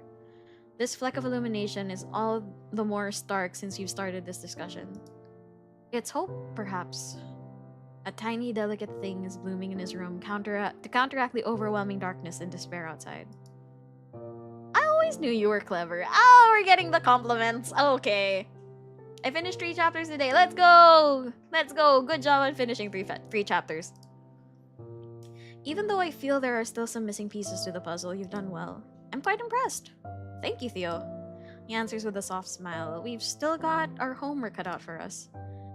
But at least for now, innocent people won't get thrown in jail, thanks to you. I'm glad I could help. Now I just need to convince the chief and the papers. Thing is, I might have to bring up your name in my report. I can't predict how the papers will handle this, but it's possible they'll mention you in Faeology. This is good for your field, of course. But it could draw unwanted, dangerous attention your way. I'll be fine, Theo. I can protect myself. This is what the field needs. Indeed, you're more than capable of taking care of yourself. I know that very well. I do appreciate you worrying over me. Theo's concern seems to fade and he lets out a sigh of relief. Well, this day has certainly been a ride. He glances at his wristwatch. I've still got time until I have to get back to the station. Fancy a drink with me? Oh! Hold on, sir! Huh? Wait. You can tell me more about the fairies. I'll listen with way less judgment this time. Oh! Just like I promised. I don't know if that's a good idea. Same. I don't know if that's a good idea, sir. Oh, I get it. Besides, I ought to finish some work. Alright. I better get going then. Be sure to take care of yourself. Same goes for you. The detective leaves. I get back to work. I finish grading the remaining assignments. All in the end, she's still a teacher. When it's over, I summon my assistant to my office. Do you need anything, Professor? I'm in a celebratory mood. Do you want to have a drink with me? Why not? It's a Friday. Is this live? Yes, this is live, Nifemi Joy. Welcome to the stream. Hello from YouTube. What are we celebrating? A good day's work for you and for me. Just either, the ending is either drinking badly or drinking goodly. A good day's work. Okay, I prefer that ending. Alright. Yeah, I prefer that ending. Okay. Oh! What's this? It's another afternoon in the office. My patron has stopped by to discuss a research project that I've been considering. Now that Faeology might get increased credibility, especially with the police, I think we should examine the prevalence of strange deaths caused by fairies. Don't you think, Mr. Henkel? Yes, there are other endings, but apparently it's not yet the ending because we're still talking to Mr. Henkel. The police might agree to help us collect the data. I'm not so sure about that. It would take time for police to trust us to that extent. Besides, wouldn't it be more pressing to focus your research on warrior phase? We have to talk. Oh! Before I can respond, 2 individuals suddenly barge into my office. Sorry, I tried to stop him, but couldn't. Even though I've told him you're in a meeting right now. That's okay, Minnie. You can let me handle this. If you say so, Professor. Minnie grumbles as Theo then walks out. What's eating you, Theo? Theo doesn't so much as glance at Mr. Henkel. He unfurls a rolled up newspaper from inner pocket of his throat. He hands it to me. Oh. Oh no. Dance till death. At a glance, I see the phrases, fairies are real, evil is afoot, fairies killing humans, spelled out in bold, oversized letters. Oh no. Since we know that fairies are bad, it's like, okay, the fear mongering. Ah! As I begin reading, my patron peers over my shoulder to read as well. It is not the chief statement that made the front page, it's another bizarre murder, and this time the victim is a beloved celebrity. She danced until her body gave out. They wrote out all the excessively grisly details connected to her death. Moreover, the reports surrounding the other homicides have been thoroughly sensationalized and exaggerated. They have depicted fairies as evil enemies of mankind, and in some parts, they even insinuate that war between beings is brewing. Reading all of this makes my heart sink and my stomach churn. I need to put the paper down for a moment. This is truly awful. I've already checked the crime scene. The details of this latest incident look similar to what we've uncovered from the previous murders. Given everything, I'd say fairies definitely in the picture here. Though it's still hard to make the heads or tails of all this. It's very difficult to grasp their motives, but judging by the methods and frequency, I'd have to say this is significant. Something big might be going on in the land of the fairies. As the conversation unfolds, Mr. Henkel appears to be deeply in thought. I need you to check something really quick. Theo gives me a photo of the celebrity. Knowing exactly what he wants, I retrieve the backlight from my drawer and examine the photograph closely. Both Theo and Mr. Henkel peek over my shoulder to see. A sigil, the same one the other 3 victims had. I suppose we can now establish that these are targeted murders. I nod at him. For some reason, Mr. Henkel is nodding with me. Although the 4th victim, Mary Hatcher, doesn't have the sigil, does she? Did you find anything more about it? Theo shakes his head, leaving behind a troubled look. Nobody in the purchase records has strong link to the girl. We're asking around here and there. The girl was a saint. Everybody loved her. Her squabble with Mrs. Niblet is the strongest lead we have. A striking realization dawns upon me. What if a fairy transformed into a human and purchased the poison? What? They can do that? Suddenly, Mr. Henkel's familiar voice fills the room after his long stretch of silence. Oh yes, detective, although when a fairy shifts into human shape, they cannot assume the identity of someone already living. Your culprit may well be the name on the list, but one that doesn't truly exist.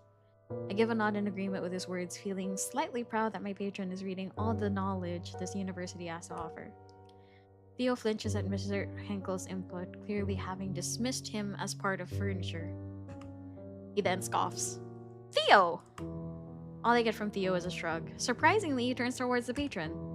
From what I've come to understand, fairy magic is more than capable of doing the killing. They've got no need for poison. But I won't discard the possibility. Mr. Henkel is sub to your patron. No! Mr. Henkel only replies with a smile.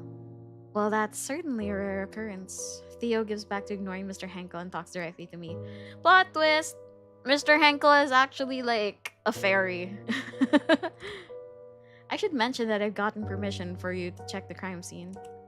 Come to me tomorrow? I'll see what I can do. Alright, I've gotta go.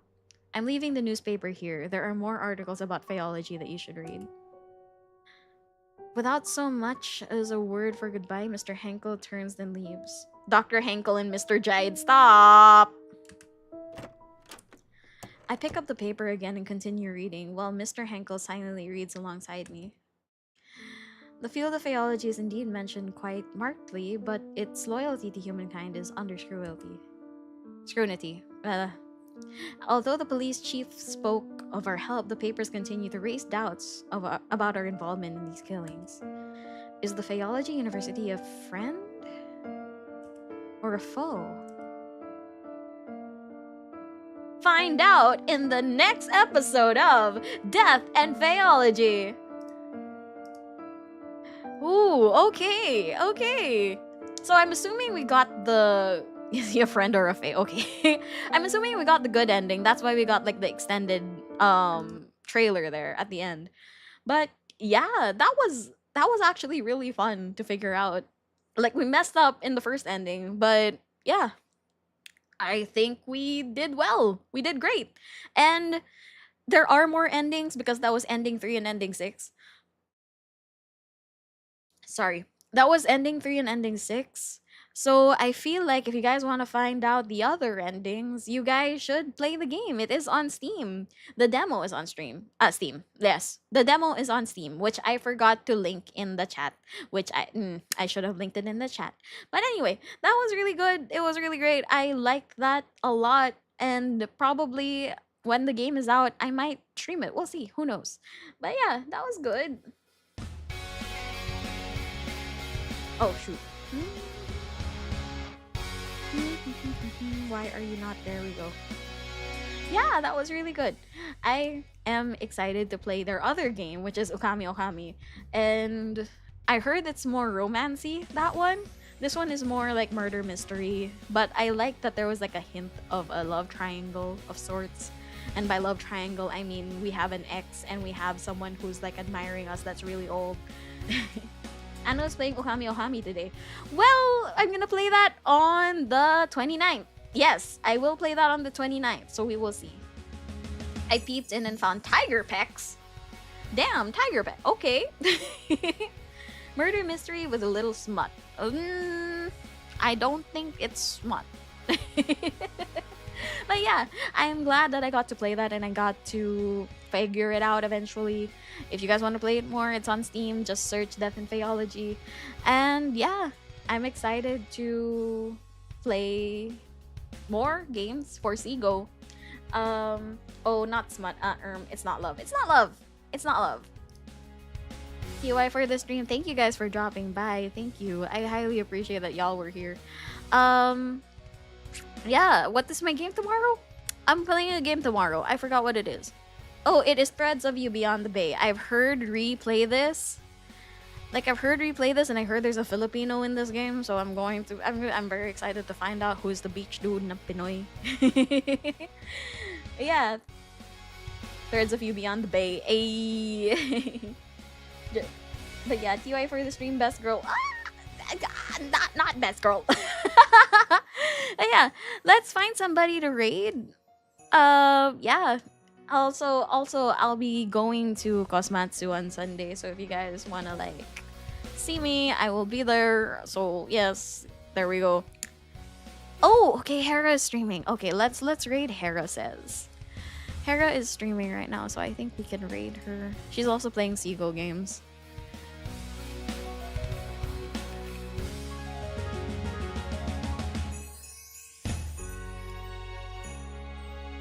Alright. That's my Oshi. Who apologizes for being my Oshi. Yeah, I'm sorry for being your Oshi.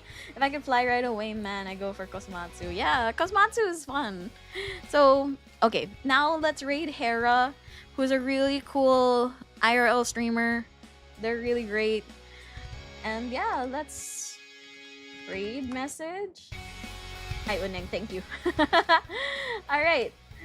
There we go, and I'll see you guys tomorrow for Beyond the Bay. Alright?